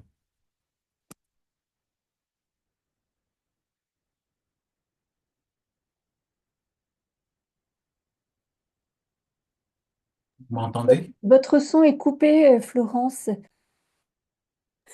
J'avais coupé pour le bruit. Donc, si je comprends bien votre propos, c'est l'idée d'un intérêt mutuel, Oui. finalement, quel qu'il soit, entre les deux. Oui. Je crois que dès le moment, par exemple, où on dit à l'enseignant, on va venir observer ta façon de mettre en place, une situation de mathématiques en maternelle, ou peu importe, quel que soit le thème, mais à partir du moment où on lui dit, on va regarder, il se passe quelque chose avec ce regard cette idée de dire, bon, ben, quand même, on va me regarder, donc je vais essayer de construire autrement ou de faire. Enfin, de façon pas comme je fais tous les jours, malgré tout, quoi. Et donc, il y a déjà ce point de vue-là quand il y a des observations en classe. Ensuite, quand on fait, par exemple, aussi des études par questionnaire ou des choses comme ça, je pense que rien que poser la question et attendre, enfin, se voir poser une question et réfléchir de la façon la plus honnête possible à sa réponse, c'est déjà aussi rentrer dans un processus d'analyse. Donc, même si c'est, voilà, à part si c'est un sujet qui n'a vraiment rien à voir avec le propos, mais je pense que malgré tout, à partir du moment où on vous interroge, à partir du moment où on vous regarde, ça enclenche quand même chez vous un phénomène de se poser des questions. Je sais pas si ça a à voir quelque chose avec ça, mais moi je me souviens donc quand j'ai préparé le CAFIPEMF, donc la certification pour être formatrice, je pense que ça a été le moment dans ma carrière d'enseignante où j'ai le plus appris. Beaucoup plus, c'est horrible ce que je vais dire, mais beaucoup plus que dans un institut de formation des maîtres à l'époque, parce que vraiment ça a été un moment où je me suis regardée, je me suis posé des questions, puisqu'on avait à faire une prestation devant un jury. Donc il fallait être très au clair avec ce qu'on allait faire et dire. Et c'est là où j'ai le plus appris, je pense, dans ma pratique. Donc oui, dès qu'il y a une interaction, forcément, il doit y avoir un effet. Bon, voilà, à partir du moment où c'est dans le domaine, bien sûr, et le sujet d'intérêt. Merci. on passe à la suivante. J'espère, Simon, que j'ai un peu répondu à votre Ah question. oui, Pas bien vous sûr, avez, mais vous avez totalement répondu. D'ailleurs, je voulais remercier un peu Pascal je n'entends pas, pour ses peut-être. interventions souvent que je vois dans l'association. Pascal, en même temps, d'enseignant-chercheur, parce que c'est grâce à elle que j'ai pu, Je crois que me- Simon parle, mais j'arrive mais, pas à On que, n'entend que pas. j'ai Ah, mais pu. c'est peut-être qu'il faut. On vous entendez pas, Simon. Ah, vous ne m'entendez pas? Vous m'entendez là? Oui ou non? Ah oui, je disais que je voulais remercier aussi Pascal pour les interventions sur la plateforme de l'Association des enseignants-chercheurs, parce qu'en même temps, je vois beaucoup de ses récits et ses travaux. Donc, c'est comme ça aussi que je me suis intéressé par rapport à à ce lien aujourd'hui. Alors, et je commente aussi CP Formation qui nous dit depuis 5 ans, avec l'arrivée des plans français et maths, les enseignants sont amenés à ouvrir leur classe. Et ça, c'est vrai aussi. Ouvrir la classe, se faire observer par un collègue, là aussi, c'est déjà un petit pied à l'étrier de la pratique analytique. Euh, je redis, hein, enseignant, on peut fonctionner porte fermée, et personne ne vous voit pendant des années, ça change rien. Mais les constellations, le fait de parler de sa pratique, ça a été aussi, je pense, oui, un changement aussi de façon de faire et d'approche dans notre métier. Alors, j'avais résumé sur la diapo que vous voyez, en fait, les types de projets un peu de collaboration entre la recherche et l'école. Donc, on a des projets collaboratifs directs, comme je disais, le chercheur qui vient dans une classe ou dans une école, qui fait ses observations, qui a une hypothèse à tester. Alors, le problème, c'est un peu à sens unique, c'est-à-dire le but, c'est quand même la publication pour le chercheur, c'est pas forcément un bénéfice pour la classe. Dans ce genre de projet, ce qui est difficile aussi, c'est le maintien sur la durée et comment on fait fructifier cette collaboration, parce qu'elle est un peu à sens unique. C'est vulnérable parce que dans une école, les personnels changent, les élèves s'en vont. Il peut y avoir une année un projet qui est prioritaire pour un enseignant et un chercheur, et puis c'est plus prioritaire l'année d'après. Donc voilà, c'est assez labile. Alors, il y a aussi les études, parce qu'il y a beaucoup d'études en ce moment hein, sur des cohortes qui ont des tailles de plus en plus importantes pour avoir des données, des essais randomisés, contrôlés. Le problème, moi, je vois, par exemple, on a des enseignantes spécialisées qui avaient mis en place un dispositif de médiation et qui essayent de suivre sur plusieurs années des élèves, mais c'est pas si facile que ça. Les élèves disparaissent, ils déménagent. Donc, suivre une cohorte vraiment sur un temps long maintenir une taille importante d'élèves dans cette cohorte, c'est aussi une complexité de ce métier. Et puis, les pratiques des uns et des autres, comme on l'a dit tout à l'heure, ne sont pas les mêmes et il n'y a pas forcément de point de rencontre. Alors, sinon, il y a des projets collaboratifs qui sont accompagnés par l'éducation nationale. Par exemple, un conseiller pédagogique qui est formé pour accompagner ce projet. Alors moi, j'avais participé à un projet qui s'appelle Motive Action. Tu connais, voilà. Donc j'étais à Versailles à l'époque et vraiment à l'origine de la construction de ce projet où on a recruté les formateurs, les chercheurs pour produire des ressources de formation, etc. Avec des conseillers pédagogiques qui avaient été au début des inspecteurs et puis ensuite des conseillers qui avaient été formés pour décliner les formations sur le terrain. Mais c'est pareil, ils changent de poste, ils s'en vont. Donc il faut former une nouvelle génération qui a plus autant comment dire, la touch du départ, quoi. Et donc c'est pareil, c'est difficile de maintenir ça dans le temps. Euh, Après, il faut aussi que la personne qui fait un peu cet intermédiaire, finalement, comprenne la culture des uns et des autres. Moi, je sais que le fait que j'ai été chercheur, c'est un bénéfice parce que je sais aussi toute la pression qu'il y a sur un chercheur en termes de publication, de rapports, alors peut-être de recherche de financement Ah aussi, oui. hein, j'imagine, Donc, je comprends vraiment, enfin, je comprends vraiment bien la problématique. Et je sais que quand on est enseignant, on n'a pas forcément cette connaissance-là, donc c'est pas si simple. Et puis les dynamiques de pouvoir, je crois que c'est vraiment important parce qu'on a des noms très connus parfois qui font des études dans les classes, etc. Et qui, comment dire, du coup, bah, pas se permettre tout, mais sont voilà, en terrain conquis. Et c'est difficile d'aller dire, bah, attendez, monsieur, il faudrait peut-être une convention ou faudrait. C'est pas la même logique. Et on n'a pas toujours la place et le poids aussi pour dire tout ça. Ça, c'est une des questions que j'avais par rapport au dispositif, c'est que normalement, de plus en plus, pour faire des recherches, on est obligé de passer, nous, chercheurs, par un comité d'éthique. Mm, mm, Les comités d'éthique, il n'y en a pas partout. Si chaque fois qu'on va aller dans une classe, il faut avoir et l'autorisation de l'inspection et l'autorisation des parents pour une recherche, plus le comité. Enfin, ouais. ça fait que tous les projets de recherche deviennent des énormes Ouais, machines machinerie, ouais. administratives qui peuvent être un peu décourageantes aussi pour les chercheurs. C'est vrai. Alors moi, j'essaye de mettre en place pour l'Académie de Paris, parce que l'Académie de Paris, je le dis, mais c'est vraiment pas méchant de ma part, mais c'est le terrain de jeu des chercheurs, quoi. C'est-à-dire qu'en fait, il y a des parents d'élèves chercheurs. C'est très facile de dire, je vais aller dans la classe ou dans l'école de mon enfant. Ça se passe entre deux, on fait un petit truc, etc. Mais on essaye en fait justement d'organiser un peu tout ça, justement comment dire, pas encadrant parce que c'est pas à nous d'aller juger l'utilité, la pertinence du projet, à part si c'est pour Mm. regarder des choses complètement inintéressantes, mais a priori on fait confiance aux laboratoires sur leur sujet de recherche, ils vont pas faire de mal aux enfants, il y a ce comité d'éthique, donc c'est une sécurité, et puis nous on essaye aussi de clarifier auprès des acteurs de terrain qui doit autoriser quoi. C'est-à-dire que, en fait, le directeur d'école autorise la personne à venir. L'inspecteur peut donner un avis. Malgré cette connaissance-là, on a des inspecteurs qui disent, ah ben non, je veux pas. Donc il faut sans arrêt expliquer qui fait quoi et quel est le rôle de chacun. Donc L'inspecteur a le droit de s'opposer à un projet. non, puisque c'est momentané. Mais c'est pour te dire, en fait, hein, les cultures qui sont. Moi, je pense qu'à partir du moment où il y a un comité d'éthique d'une université, puis en plus à Paris, c'est quand même des grosses universités, donc voilà, pour moi, une sécurité. Après, avec une autre sécurité, c'est le conventionnement. Donc moi, Oui. j'essaye de développer avec les universités, à partir du moment où elles ont un projet de recherche, une convention avec le rectorat.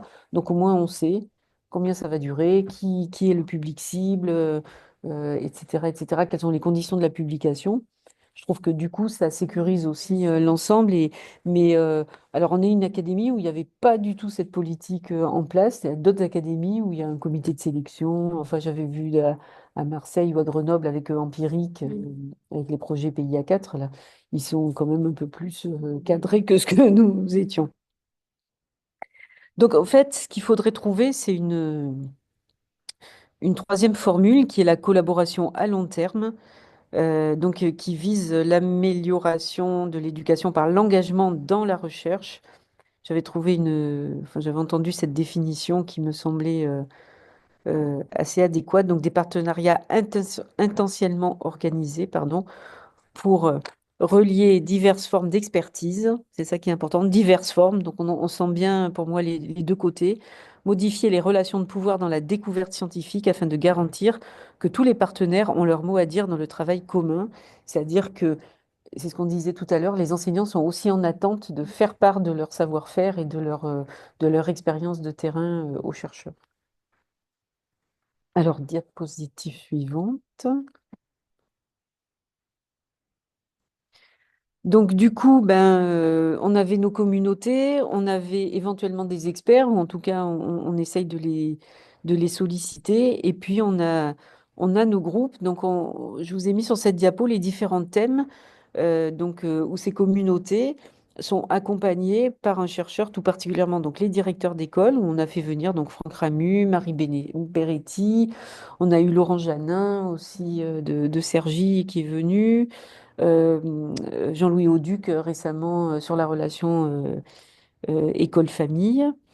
On a aussi essayé de créer, c'est sur la partie gauche de la diapositive, une communauté apprenante sur les sciences cognitives. Alors là, on a notre collègue Adeline André, qui est spécialiste des sciences cognitives, qui a lancé cette communauté. Alors, on ne sait pas trop où ça va pour l'instant, parce qu'on teste aussi notre façon de faire, mais en tout cas, les enseignants qui se sont inscrits sont très heureux de se retrouver ensemble sur une thématique commune. Donc, ce plaisir-là. Après, on a des comités de pilotage ou des sessions de co-développement, mais là, moi, j'interviens moins, je suis donc du coup moins à la manœuvre. Alors, sur la diapositive suivante, À droite, il y avait l'autorité fonctionnelle. ah oui, l'autorité fonctionnelle, donc c'est Marie Beretti de l'Université de Saint-Étienne. Et là, j'ai un autre contact avec un chercheur de Lyon pour travailler aussi sur les pratiques professionnelles de fin de carrière et comment on se motive pour ne pas démissionner avant la fin ou de ne pas changer de métier, mais de retrouver de l'élan justement dans un métier où on vous demande finalement, on te demande à n'importe quel âge d'innover. Ouais. Mais peut-être que quand on a travaillé déjà 35 ans, l'idée de l'innovation est moins séduisante. Voilà. Et les acronymes des groupes de pilotage. Alors, SIFODEM, donc c'est le groupe d'Alain Bentolila de Descartes qui travaille donc sur l'apprentissage de la langue, et ce qui est un linguiste, Bentolila, et qui travaille là du coup avec euh, l'académie et d'autres académies en France pour mettre en place des plans d'accompagnement d'enseignement et de formation. Il travaille aussi avec la pénitentiaire, le monde pénitentiaire, oui, oui, la formation des adultes. Ensuite, la DRAN et la DRASI, donc c'est la direction régionale au numérique éducatif et l'autre au service informatique. Donc ça, c'est vraiment des groupes de cadres de la région académique, pareil, qui se réunissent en groupe de pilotage pour décider de leurs orientations dans le domaine du numérique. Appia, c'était un projet qui a fait l'objet d'une demande de plan de PIA. L'idée, c'était étudier l'apport de l'intelligence artificielle dans l'apprentissage des langues vivantes, ce qui était Ah, c'était intéressant. pas avec un laboratoire du CNRS avec comment il s'appelle cette chercheuse? Parce qu'on a accueilli quelqu'un qui travaille avec des petits robots pour l'apprentissage de l'anglais. Ouais, ça doit être ça, hein, ça doit être Ouais, dans le même. Et c'est tout un consortium, hein, il y a mm, des universitaires, il y avait des startups dedans, il y avait d'accord. l'académie. Alors, l'Égyptique, c'est des groupes d'inspecteurs du second degré, donc d'inspecteurs disciplinaires, qui sont là justement pour essayer de jouer les passeurs, on a beaucoup parlé de ce mot, de pratiques pédagogiques dans les classes. Donc, c'est pour impulser une utilisation de pratiques pédagogiques. Et Profane, c'est aussi un groupe qui travaille sur le service du numérique dans l'enseignement professionnel. Voilà. Merci beaucoup. Est-ce qu'il y a des questions dans la salle par rapport à tout ça? Alors, c'est vraiment pas modélisant ni un exemple de quoi que ce soit. C'est aussi un tâtonnement, une expérimentation professionnelle aussi. C'est très structuré. Voilà. Alors, je vous ai mis juste un exemple, c'est pas très visible, je sais pas si vous voyez bien les diapos de session du lab. En fait, moi, je présente les objectifs de la journée et un peu, vous avez le déroulé d'une journée. Donc, l'accueil convivial, ça, j'ai compris que c'était très important. Bien précis, être dans une démarche explicite. Mm. Donc, pour être dans une démarche explicite, j'annonce les contenus de la journée, j'annonce comment ça va se dérouler, euh, les, euh, les différents temps de la journée, les activités, pour que déjà, donc, les participants aient une vision du déroulé de la journée. Bon, j'ai rien inventé, hein, mais en tout cas, ça. Voilà, je me dis que c'est important aussi de dire de quoi on va parler et ce qu'on attend de la formation ou de cette session de facilitation. Euh, j'ai connu, honnêtement, je vous dévoile tout ça en tant que formatrice sur le terrain, inspectrice formatrice, des moments de formation où les gens, à 11h30, prennent leurs affaires et s'en vont et vous plantent là. Oui, oui, c'est pas toujours facile comme milieu. Et là, je me suis aperçue que dans ces conditions-là, parfois, l'heure passe et il resterait bien à discuter, à continuer à discuter. Donc, c'est assez étonnant. Alors, après, la suite, je ne sais plus ce que je vous avais mis, du coup. Des exemples, non? Oui. Alors, en fait, c'était vraiment pour vous montrer que l'idée, c'est on nourrit par l'apport du chercheur, on fait réfléchir dans des moments avec des techniques comme les Word Café, les Mm. choses comme ça. Donc, on fait réfléchir et à la fin, la journée se termine quand même par l'idée de bâtir un plan d'action pour la suite.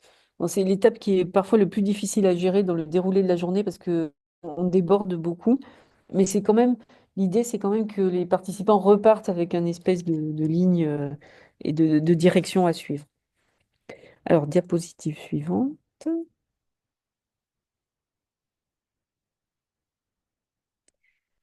Alors, oui, je me suis du coup moi-même pliée à l'exercice d'évaluer ce qui a été fait. Donc, j'ai interrogé des directeurs d'école après plusieurs sessions. Donc, en gros, j'ai eu une cinquantaine de réponses. Bon, alors, c'est sûr, c'est pas statistique comme échantillon, mais c'est pas mal, je pense. C'est crédible en tout cas.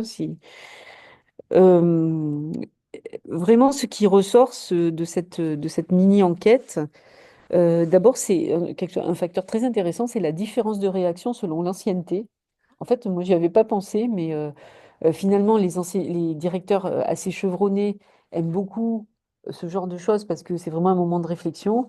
Ceux qui débutent aimeraient quand même quelque chose de plus clair et plus cadré et plus descriptif. Donc là Avec aussi, une il faudrait faire différenciation. ouais, ouais, il faudrait faire de la différenciation aussi là. Ce qui leur plaît, voilà, c'est l'adéquation des thématiques avec leurs besoins. Mais les moins expérimentés signalent vraiment le besoin d'approfondissement. Ce type de travail de facilitation, ça plaît aussi beaucoup parce que c'est efficace. Mais par contre, les plus novices aimeraient que ça soit moins dans la discussion et plus structuré comme cadre. Donc voilà, il faut quand même balancer entre les deux. Voilà. Et puis la mise en œuvre post-formation, en fait, on voit que ceux qui ont l'expérience professionnelle, tout de suite voient comment ils vont pouvoir agir dans leurs écoles, moins ceux qui ont moins d'expérience. Mais bon, ça, c'est peut-être un peu attendu. Je crois qu'il y a... Alors, j'ai Ouais, une vas-y. question par rapport à une discussion que j'ai eue hier avec, tu connais peut-être Emeline Porté, qui est formatrice, Oui. elle est enseignante de lettres et en ce moment, elle travaille aussi à la DGESCO sur la prévention du décrochage. Et elle est formatrice donc, pour l'Académie de Créteil. Elle me disait, euh, quand elle faisait elle-même des formations dans sa propre école, en fait, ça passait pas très bien auprès des enseignants.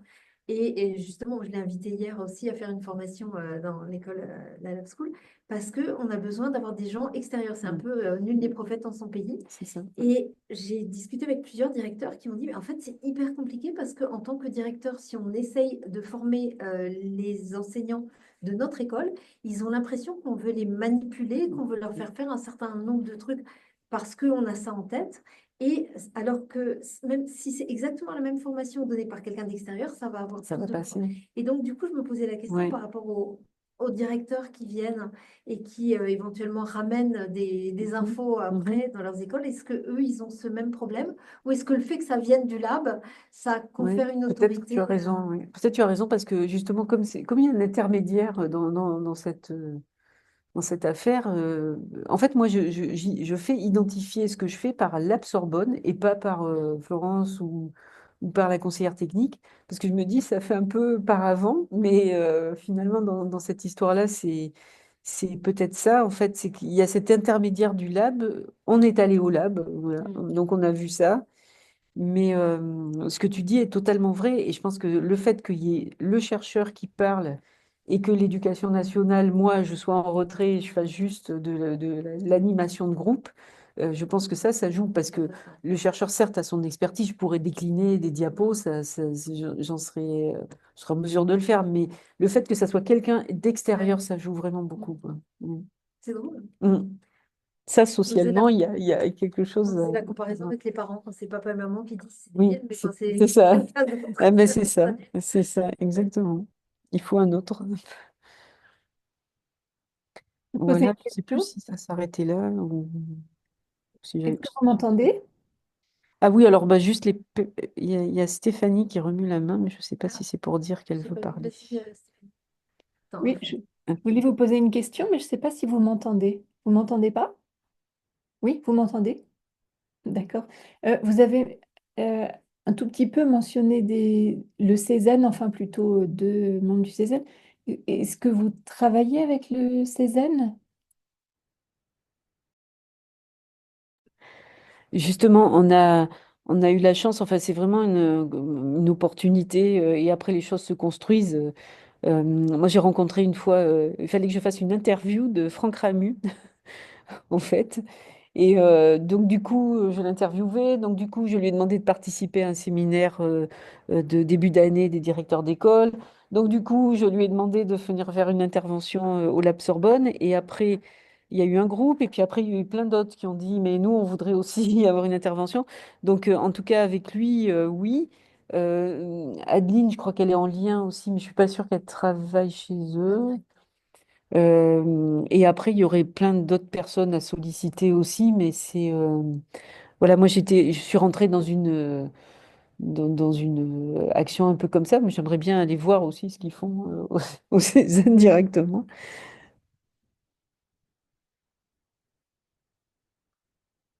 Alors, les perspectives, du coup. Moi, ce que j'aimerais faire, c'est mais déjà consolider ce travail et consolider ce travail au sein de l'académie. Et ça, c'est de la cuisine interne, mais on est quand même beaucoup d'acteurs qui tournent autour des mêmes choses, de la formation, l'innovation. Et c'est vrai que c'est du coup, il faut, comment dire, il faudrait quand même rationaliser un peu l'action de tous, du moins l'organiser, mais ça, c'est pas de mon fait, hein, c'est la direction de l'académie qui doit réfléchir à comment on veut fonctionner. Alors, il y a des académies qui se sont organisées de façon un peu plus structurée dans cette zone-là. Donc, Paris, ça n'existait pas vraiment. Donc, voilà, c'est sûrement un chantier pour notre nouvelle rectrice et notre nouveau directeur. Après, ma vraie problématique, enfin ma deuxième problématique, c'est construire dans la durée. C'est-à-dire que moi, j'adorais, par exemple, je dis Franck Ramu parce que c'est Franck Ramu, mais j'adorais qu'il puisse continuer ça, avoir des écoles un peu test, accompagner. Donc ça, mais ça dépend, et ça, c'est toujours le problème aussi de la relation au chercheur, ça dépend aussi de son emploi du temps et de ses C'est ça. Et possibilités. puis, tu soulignais tout à l'heure, les gens qui restent pas dans les écoles, les chefs C'est ça, d'établissement peuvent partir. c'est ça. Il y avait une très grosse expérimentation sur le soutien au comportement positif il y a Mhm. quelques années dans l'académie de Besançon. Oui, Et la chercheuse qui avait lancé ça avait réussi à construire quelque chose d'assez énorme avec 11 collèges, donc ça faisait vraiment plusieurs milliers d'élèves. Et elle me dit, ben, pour peu, alors que c'était dans la convention que même si un chef d'établissement partait et qu'un autre ça arrivait, continue. Mhm. qu'il gardait, ça devenait même une condition sine qua non, c'était sur sa fiche de poste. Et ils ont quand même perdu une Ouais, quantité tu vois, c'est invraisemblable vraiment compliqué quand même, hein. de participants. Et donc, c'est très, très compliqué, en fait. Ça bouge beaucoup, hein, les cohortes d'enfants. Alors, donc, construire et travailler un peu dans la durée. Moi, j'aimerais un peu plus orienter aussi le travail sur la réflexivité. On en parlait avec Simon tout à l'heure, le fait d'analyser ce qu'on fait, parce que pour moi, c'est ça aussi le levier de progression. C'est pas juste écouter ce qui se fait. Donc, comment finalement travailler des temps de pratique, mais de les exporter finalement à l'extérieur, c'est-à-dire le fait de tenir, j'ai trouvé des exemples à un journal, faire des entretiens, de l'autoconfrontation, des choses comme ça, ça serait développer aussi une façon de faire dans l'académie.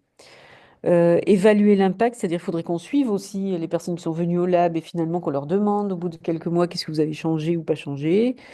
Étendre à d'autres communautés, on l'a dit au début, moi je voudrais vraiment voir des parents dans ce lieu ou des enfants pour voir un peu comment ils réagissent. Et puis étendre ce réseau d'experts parce que il y a tellement de sujets que on pourrait, comment dire, investiguer d'autres pistes, mais voilà, c'est un travail à large échelle. Non, pardon. Dans ce que tu décris, il y a beaucoup de sujets qui sont transversaux, comme la gestion de classe, ce genre de choses. Et il n'y a pas beaucoup de didactique pour l'instant aussi. Oui, c'est vrai, non, tu as raison. Il n'y a pas beaucoup de didactique. Comment j'explique ça? Parce que j'ai essayé de solliciter les inspecteurs mission, etc. C'est un peu le défaut de notre structure, c'est que chacun a un peu son petit champ d'action et Ouais, son précaré, et que les missions disciplinaires, pour le premier degré, ont l'impression déjà de faire beaucoup de formations, voilà, avec les plans, avec tout ça, et que trouver une autre voie de formation qui serait pas celle qu'ils connaissent, c'est-à-dire je vais exposer la façon de faire, mais aller plutôt dans l'analyse de pratique, etc. Il y a déjà les constellations, Mais ça serait pas la même chose non plus. Donc, non. ça serait une autre voie. Et pour l'instant, en tout cas, j'ai pas eu trop de succès dans mes demandes parce que je pense qu'ils ont l'impression déjà de faire déjà beaucoup, quoi. Et voilà, mais c'est un peu dommage aussi de Bien pas, sûr. aller voir du côté, oui, de ce genre de Mm. pratique directement, quoi. Est-ce qu'il y a une autre diapo, Pascal, ou ça finissait là? Non, voilà, ça finissait là. Donc, là, il est 20. On finira à l'heure, contrairement à... Au prédécesseur. Voilà, bah, j'espère, je sais pas si j'ai pu vous apporter quelque chose, en tout cas, c'était Un un, grand un merci. plaisir. Là, je vois tout le mot tiers bien approprié. Ah bah, c'était par rapport, j'imagine, au fait d'avoir des gens de la maison, Oui, un tiers, des parents. lieu, tiers participant. Voilà, un grand merci, Florence. Moi, je trouve ça très éclairant et je trouve que c'est courageux parce que bon, tu es quand même seule à porter tout ça avec beaucoup de partenaires. Mm. Et ce que tu disais juste avant la séance, c'est la difficulté à maintenir les échanges dans la durée. Oui, ça c'est Et sûr. donc, ce que j'espère, c'est que nous, en tout cas, on va réussir à lancer quelque Ah chose, oui, d'autant oui, plus s'il y a déjà quelque chose avec le HESS, oui, oui, les oui. élèves ukrainiens. Donc, on pourra. Oui, oui, moi j'aimerais bien. Euh, c'est, euh, c'est aussi une ouverture à d'autres sujets, parce que c'est vrai qu'on est quand même très dans le partenariat INSPE ou des choses comme ça, et là, ça serait voilà, une ouverture aussi intéressante. Il y a un projet, je vais peut-être me rapprocher, je m'étais éloignée un peu de mon alimentation, mais je vais me rapprocher du micro. Notamment à propos de partenariats possibles qui dépassent l'INSPE, mais qui puissent impliquer l'INSPE. On a parlé plusieurs fois dans ce séminaire déjà du dispositif du Mm. Classroom Assessment Scoring System. Donc, ce dispositif que moi j'aime beaucoup parce que c'est à la fois un dispositif de recherche et de formation. Et donc, ça peut permettre de répondre à la fois aux besoins de publication auxquels nous, on est Mhm. contraints et aux besoins que ça apporte quelque chose. Et c'est très concret. Et on a un projet en ce moment avec Thomas Villemontex qui est Mhm. à Paris 8 et qui est en train de monter quelque chose avec l'INSPE aussi de Oui. Paris Oui. autour de classes là. Donc ça pourrait être éventuellement quelque chose où on pourrait faire appel au lab et je pense que ça peut... Enfin moi ce que j'aime bien dans cette approche c'est qu'elle est très encapacitante, comme je disais tout à l'heure, empowering Mhm. pour les enseignants parce que Mhm. c'est eux qui choisissent sur quoi ils ont envie de Mhm. travailler, sur quoi ils ont envie de mettre l'accent. Et après, bon, on a effectivement ce principe des vidéos ou des enregistrements qui peut poser plein de problèmes d'un point de vue éthique, s'il faut des droits à l'image et tout ça. Donc, ça peut être encore ce type de projets qui sont des grosses machines. Mais comme on l'avait utilisé un peu pour Motivation, justement, Mhm. on peut avoir peut-être des dispositifs qui les rendent un petit peu moins contraignants. Mhm. Mais oui, oui, il y a plein de voies à creuser et Mm. d'intérêts mutuels en fait alors, exploiter, pas le bon mot, mais À à mobiliser, oui. mobiliser, oui, pour nous deux. Ouais, enfin, en tout cas, j'espère que ça vous a apporté un éclairage.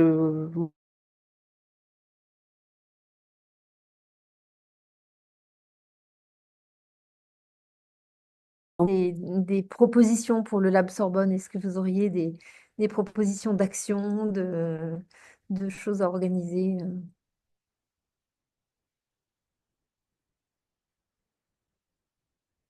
Non, pas encore. Ça va venir. En tout cas, travailler avec les adultes, enfin, l'éducation, c'est les enfants, enfin, les élèves en premier, mais travailler avec les adultes de l'éducation, moi, je trouve que C'est passionnant, c'est oui, tout à passionnant, fait, ouais, oui, vraiment, c'est passionnant. tout à fait. Euh, alors, la difficulté, voilà, et effectivement, réside aussi dans l'éloignement, effectivement.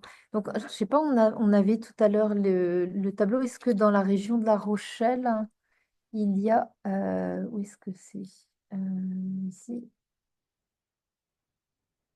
Est-ce près de La Rochelle, il y a des labs aussi? Chercher la La carte carte. de tout à l'heure. Ah, c'est plutôt Nantes ou Bordeaux, donc Mm. c'est pas tout près, tout près. Mm. Je pense qu'ils sont situés dans les rectorats. Ouais. C'est faudrait déporter, Ouais. déporter comment dire, la méthodologie Mm, dans d'autres lieux, tout à en fait, fait. ouais. Il y a des méthodologies ou des choses qui peuvent être faites, mais ça demande quand même un minimum de synchronisation. Mais il y a quelques années, on avait organisé ce qu'on appelle un forum ouvert, je ne sais pas si tu vois ce que c'est comme ces dispositifs un peu les World Café ou autres. Oui, oui. Et le forum ouvert, c'est très structuré. On peut organiser des événements jusqu'à 2000 personnes. Donc, ça peut être très, très gros, mais où on commence le matin par proposer différentes thématiques. Après, les gens votent pour les thématiques. On organise des ateliers, puis il y a une restitution. Oui. Et je trouve que ça peut être très riche, comme ça peut être juste aller redire que des banalités, des choses qu'on a déjà vues selon avec qui on travaille. Mais si ce sont des gens qui sont tous dans le champ de l'éducation et qui donc ont quand même une culture commune, on va pas faire sortir que des banalités. Et ça pourrait être amusant. On l'avait fait dans 6 villes en simultané avec des supports numériques sur lesquels on pouvait, enfin, des murs sur lesquels on pouvait contribuer. C'était un peu lourd à organiser, mais bon, C'est pas mal. on peut envisager des choses Moi, même avec La Rochelle. je garde un vrai souvenir de mes années dans la recherche en biologie, un souvenir, mais vraiment éclairant des congrès, en Mm. fait, à l'époque, on fabriquait son poster pour aller montrer son Oui, travail. bah oui, Et ça manque un peu. Je pense qu'on devrait aussi essayer, alors, ou version numérique, Mm. mais partager comme ça aussi, Tout à fait, ouais. Ouais. ça serait intéressant. Eh ben, un grand merci encore. Nous, on va Merci, non, rester, de toute merci façon, on va Pascal, rester en contact et puis merci, on vous merci, donnera des merci à vous. nouvelles. Je vais Et déjà merci dire aux bravo. participants Merci à tous et à pour toutes. leur Et donc, il patience. va y avoir des congés scolaires là. Donc, il n'y a pas de séminaire dans 15 jours. Le prochain est le 15 mai. Et on aura une intervention d'un collègue c'est pas de République tchèque, c'est de Serbie. De Serbie. Et sous toute réserve, ils ont donné leur accord, mais j'ai pas la confirmation pour la date, de Grèce. En fait, des membres du réseau des écoles laboratoires européennes. On retourne voyager et là, on aura encore je crois que c'est la dernière séance, ce sera une double séance le 5 juin et on aura une intervention de Nora Revaille de l'UNESCO, notamment de l'OCDE. Et je vais essayer de faire intervenir, parce que ça sera plus tard dans l'après-midi, essayer de faire intervenir peut-être des collègues de Lab School états-unienne qu'on n'ose pas solliciter là, parce que quand il est 12h30 quand on commence, il Ça est fait six heures tôt. 30 sur la côte Est et on Ça n'ose fait pas tôt. imaginer le milieu de la nuit sur la côte Ouest. Donc, on essaiera de profiter de cette date. Un très, très grand merci encore, Merci à vous Florence. tous. Et puis, Merci à vous. bonnes vacances à ceux Merci. d'entre vous qui auront des vacances. Et Merci. à très bientôt. Au revoir. Au revoir. Au revoir.